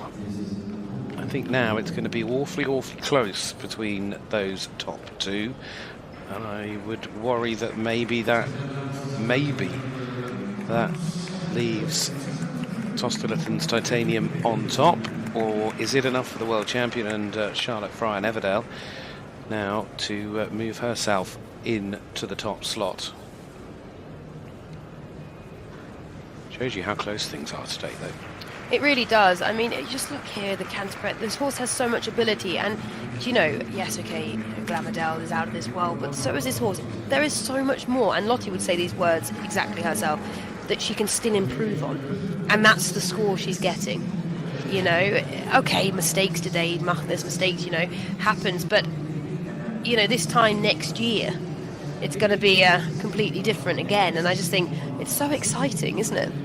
It is second place today, 75.783. That little issue at the end, mark-wise, it hit her in the Piaffe, the transition, and in the Passage. So, unfortunately, that loss of rhythm just costing her perhaps the top slot from her point of view.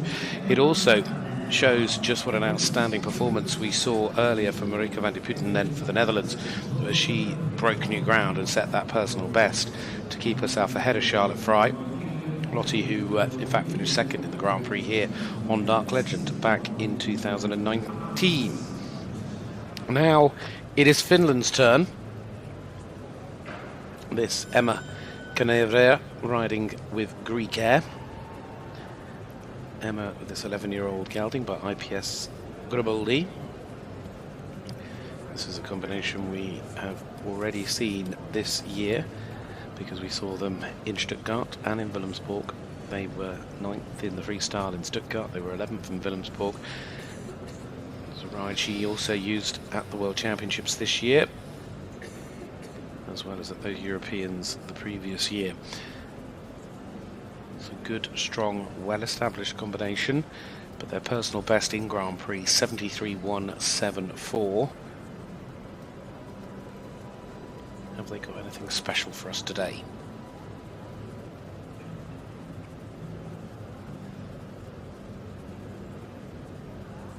Yeah, very bold start in the extended trot.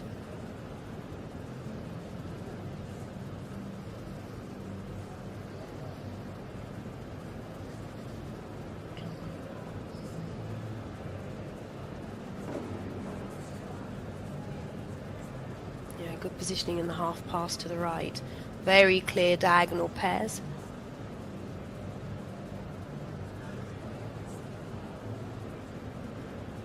Just like to have them a bit more parallel in the half pass, so they're bending around her inside leg a little bit more.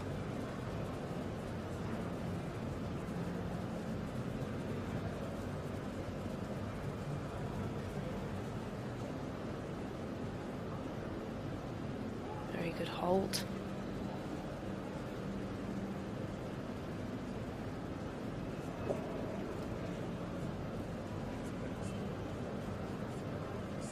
You know, and the rider will be here thinking that they get the engagement from the extended trot, using the extended trot to get the hind leg for the passage.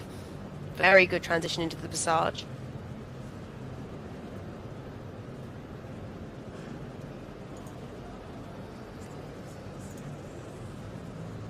Yeah, that was very smooth into the Piaffe, and that's a very nice Piaffe. You can really see how they had a short wheelbase stepping underneath his body. And that gives him the ability to be able to do that and have such a super transition on the way out.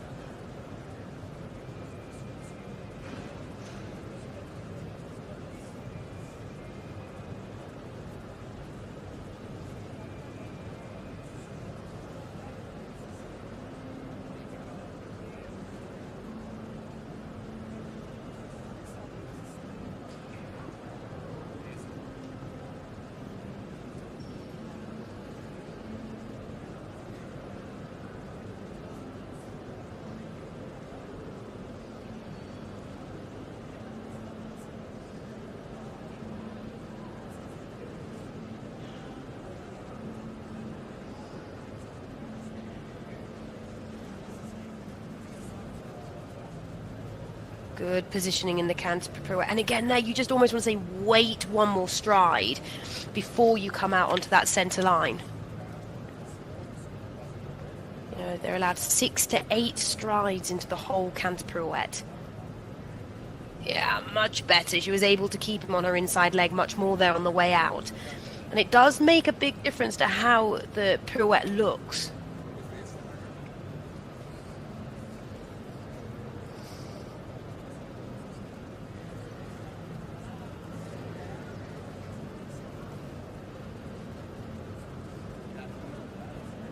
Into that final centre line, you know, and this final centre line is still important. You've still got that piaffe down there, which is those double marks. You know, the judges want to see 12 to 15 clear, regular steps within the piaffe. You know, remember, the judges can see clearly at E.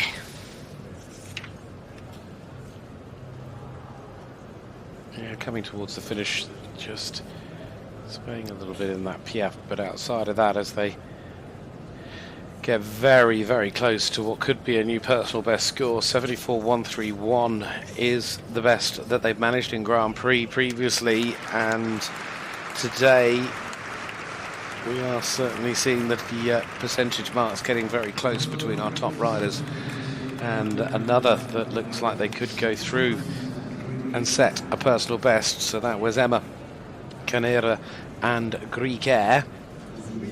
The Finnish partnership was much more in terms of the Grand Prix what we saw from them in Wilhelmsburg.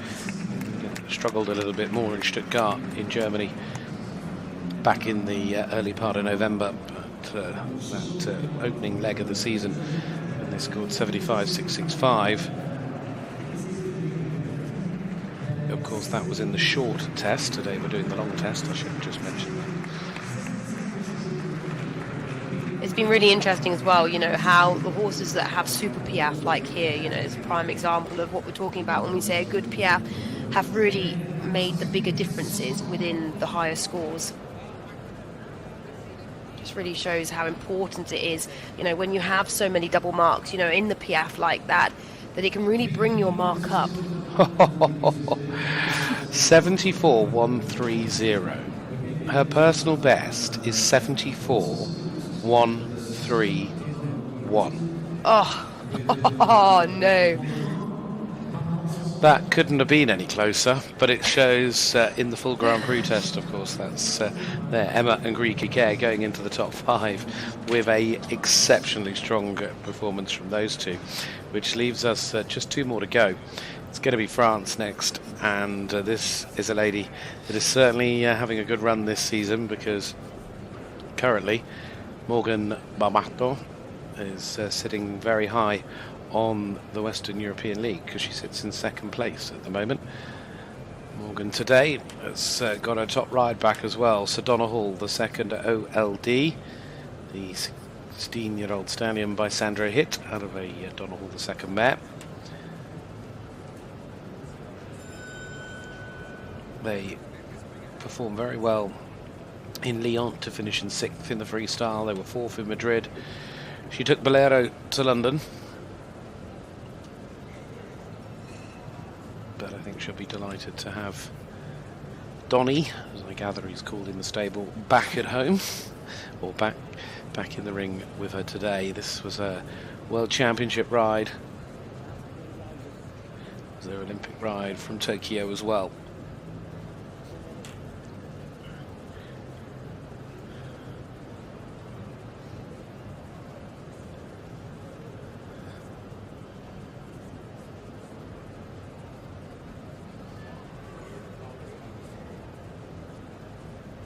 If there's one thing that Morgan knows how to do, that is to present a test. You know, I've competed against Morgan many times, and she always has this ability to pull out the marks when they're really needed. She knows what the scores are today, and it does never seem to faze her. She always seems to accept the challenge.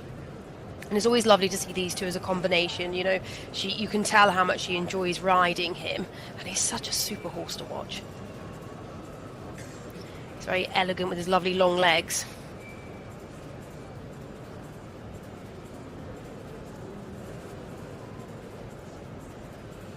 Again, good positioning in the half pass. It's all about the preparation here, getting ready for the half pass to the left. You know, you have, what, 2 strides there once you hit the boards to get over. You know, they're very steep, those half passes. So you really can't waste too much time getting ready for the next half pass.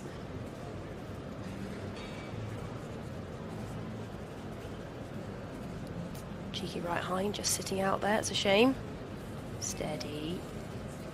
It's a little bit too quick there in the rein back.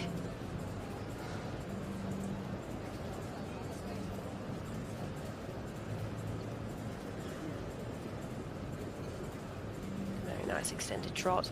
Lovely movement through the shoulder.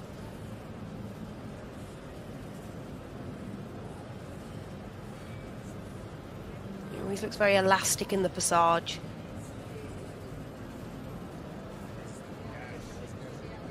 Just not quite quick enough there in the piaffe, just coming from the passage there.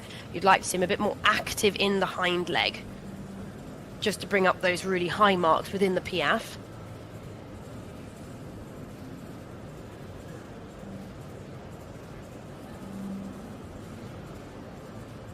Very nice extended walk. You can really see there how he's extending in the neck as well, taking the contact forward, still keeping the pole up.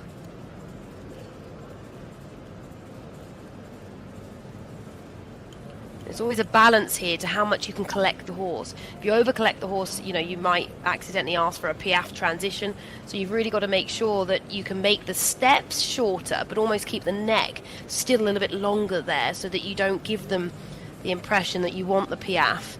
And in the corner here, you can just see how Morgan's shortening her reins, shortening his frame to be able to get the engagement needed for the passage. Yeah, much better.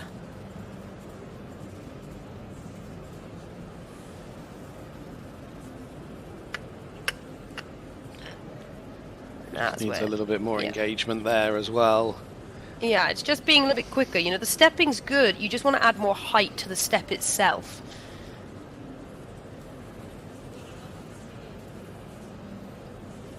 And this horse is a lovely canter, and he does put his marks in a lot within the canter.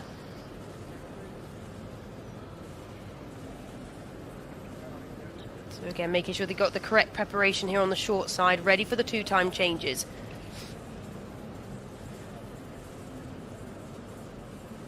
Really lovely changes. Very clear jump from one diagonal pair to the other. Lovely height in the forearm. Well done, good job. And that's when you know the horse is really on your seat. You know, she's just done some super 2-time changes, and also you can give him a pat at the end. Really listening. Gets that feel, the connection. And you can see here how he brings the marks in the canter work. You know, he's got a very nice trot, but he's very at home within the canter. And you can see that Morgan can be a bit more, much braver in the way that she asks for the movements in the canter. 3, 4, 5, 6. Good. You can see there how that 6 strides very clearly becomes the flying change. You can see, going back to what you were saying as well, the canter now really bringing the score up overall as well. The canter mark's certainly much stronger. Yeah, he has a really super canter. Oh, come on. That's a shame. He just jumped twice now. He's jumped together behind, which is a shame in those 1-time changes. And that's one thing, he's a really, really lovely horse, but if he ever makes a mistake in the canter, he'll always sometimes do it in the 1-time changes, and I think he just takes over a little bit. You know, he knows what he's doing out there now, and I just don't think he always quite listens to Morgan, which is a shame, because it's going to take that score down. Yeah. Finish it. Very good job in the canter pirouette. And because she had the control in the canter pirouette, you could easily see when she was going to come out, when was her exit.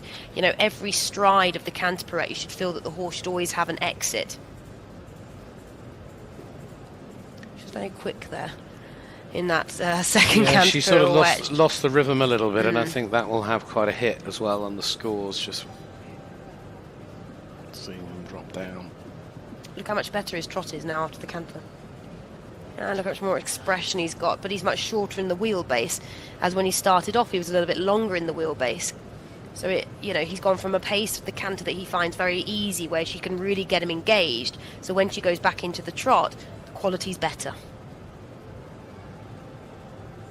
Yeah, much shorter wheelbase here into the Passage. Yeah, more air time, you know, much more air time than she had when she was at the beginning of the test. Yeah, and again, of course, we want a little bit more height again, but the Piaffe is so much better.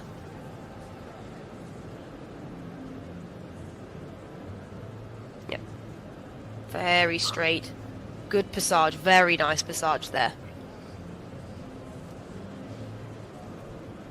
Smiling away at the end as well, as Morgan Barbançon and Sir Donoghue, the second OLD for France, wrap up. A young lady, as we said at the start, that is currently second on the Western European League, and we'll be hoping tomorrow for another big helping of points, because she'll be trying to just sort of establish as much as she can her credentials for qualification for the final.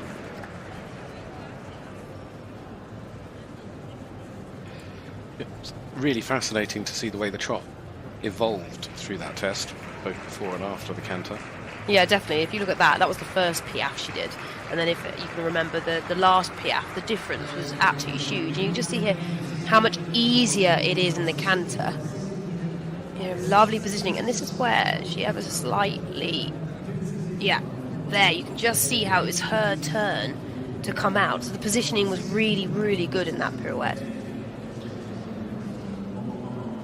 On a day where quite a few have gone through the 70% barrier, I'm sure that will be the case for Morgan, but it is only into ninth. 70.457 is the score. Perhaps a little disappointing in terms of the overall mark, but nevertheless top 10, and it means that Marika is still leading the way with that personal best performance today, 75.978. Lottie Fry sitting in second, and Nanna Merrald is currently in third. That leaderboard, though, could certainly be about to be changed if this combination's form is anything to go by. This is the partnership that took the double bronze in Denmark, in Herning, in the summer at the World Championships. It is Hermes NOP, the 10-year-old stallion by easy game out of a Fleming mare with Dinja van Liere, a World Championship ride. We saw Dinja in Stuttgart with her other ride, Hartstrucker, that finished in the top 6. Championship ride, though, just having had a little bit more time to prepare. This could easily go into the top 3, but can they get their way to the top? Hermes NOP last out, Dinja van Liere.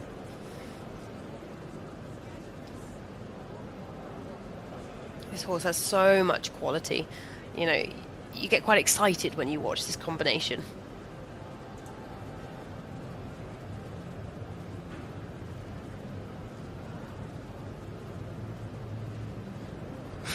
Just spooking a little bit there at the end. He needs to focus.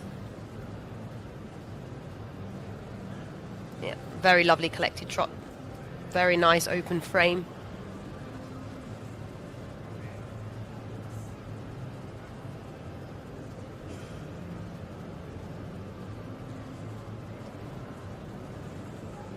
He's just every now and then just getting a bit ahead of her. You could just see there in the changeover, he was already one step ahead. He just needs to take a bit of a deep breath and make sure he's still listening. Ooh. Yeah, you could just see, because he spooked a little bit as well in the half pass to the right. He's not quite with her, but like we said earlier, you know, the Christmas trees are really on top of the horses, you know. Everything's quite close to the arena down there. Yeah, it's quite busy round the outside of this ring. And I'm not talking about the grandstand, I'm talking about like the arena decor and things. There's multiple Santa Claus and Christmas trees. It's amazing how they can drop in a score, though, isn't it? From having that spook going right now to 59. Obviously not going to stay down there, but it really does show how much harmful a mistake is. Well, yeah, because also it came on a double collective mark, or a double mark exactly. As well. So, you know, you're talking a big drop.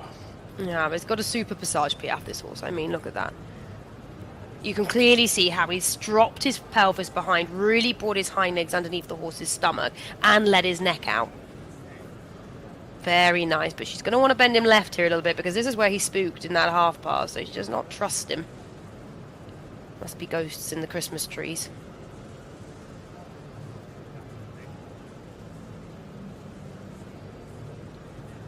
Very nice stretch in the extended walk within the neck. Keep him listening. Just had a little look towards the gate. Yeah, he did, yeah.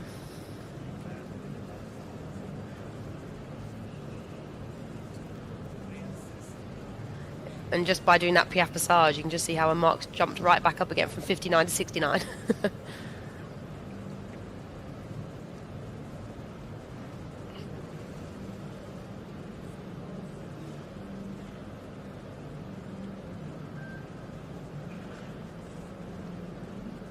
Very clear Passage transition.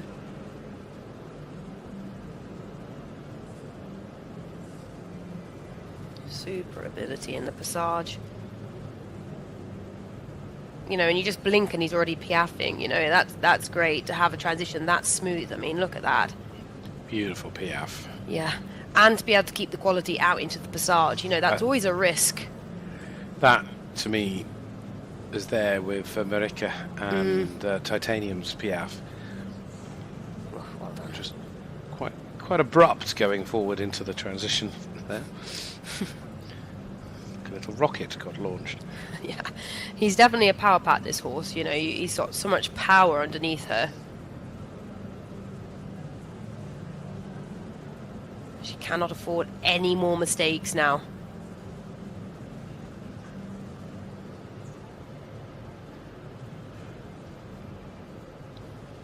Yeah, straight and clear.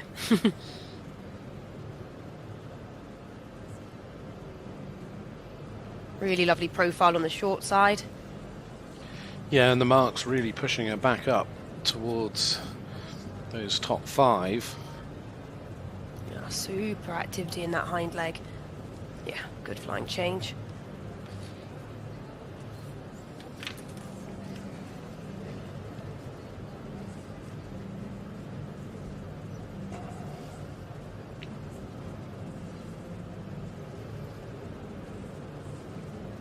Just see how he's got so much body bend, how elastic he is. You know, she's really able to bend him there in the zigzag. Little spook at the end there, and that flying change.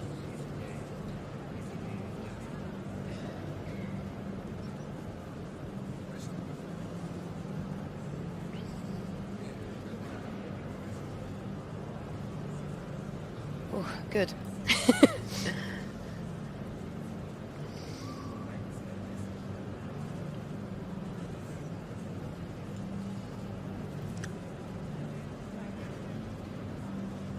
Yep.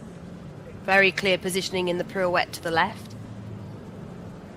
And so much ability to make the pirouette quite small. He could have just come out a little bit straighter, though, the only thing I will say, but the pirouette itself was very smart. Keep him steady.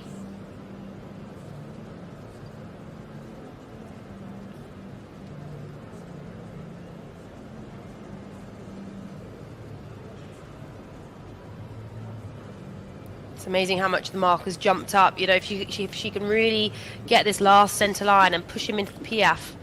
Yeah, it's about to go through the 74% mark. Yeah. Lovely transition at K. Trouble is, you've got 5 riders over 74%, so that one mistake at the start has meant it's been a comeback trail. Try to just get yourself back up into the top 6, never mind the top 5. Super Passage. Look at that frame. There's a lot on offer here. Very good piaffe. No more. Careful.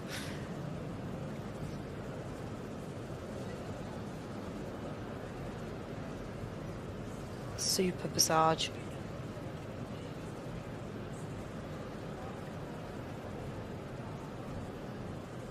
Well, you can see she's found her way back up into the top 3. So, what a performance that was after that one little problem early on from the bronze medalist from the World Championships, Dinja van Liere with Hermes NOP. Certainly an exciting combination to watch, and what an interesting Grand Prix it has been. It's going to end up going the way of Marika van der Putten. We'll get that confirmed when we see this score come through, and Torvalesten's Titanium. But it's sort of been a day where, Bobby, you can, with the exception of Marika, realistically, the others you can all look and say, if only that hadn't happened, then maybe the story would have been different. Yeah, definitely. It's interesting. There's been a lot of mistakes there, and actually a lot of them have come from the horses being a bit spooky. And that's something we've really noticed today. And like we said, there is quite a lot going around that outside of that arena. But it really has been a really fun one to watch, I have to say. It certainly has. It's very exciting looking ahead to the freestyle here tomorrow, where the points for the Western European League will be paid out. But, well, there's spectator judging up on the big screen. There's the actual judging in front of us on our screen. 75.152% to finish in third place for Dinja van Liere and NOP. It means Marika van der Putten does win, 75.978, with a new personal best score on Torvalesten's Titanium RS2. Lottie Fry, Everdale, just a small fraction behind, 75.783 in the Grand Prix. They'll be looking to that final line as to perhaps where they know their marks got away from them, whereas with Dinja it was right back at the start on Hermes NOP. Nanna finishing in fourth place ahead of Emmelie Scholtens and Emma Kanerva. Those top six all scoring over 74%, so very interesting indeed. And like I say, Bobby, you could sort of see realistically the top four here today, well, let's say the top five today. Any of those five could win the freestyle tomorrow. Yeah, and I think we noticed how much, all these horses we have watched today have been absolutely stunning to watch, and this isn't a criticism on any of them, because, the ones that have been a bit lower have had bigger mistakes and have so much more to come. But I think those top five, it really did highlight the quality of their piaffe. The difference in those horses' piaffes was huge, and that just means that because the horse has a very good piaffe, other little bits, which we don't want the mistakes, but if they do creep in, they can still hold their own up there, and I think that's been a little bit of the difference. But it's been such a fantastic class to watch. The freestyle is going to be incredibly exciting, Gareth. It certainly is, because we will also, I'm sure, see adjustments in the overall standings on the Western European League as riders look to continue to shuffle the deck to find their way to Omaha and the final of the World Cup in April.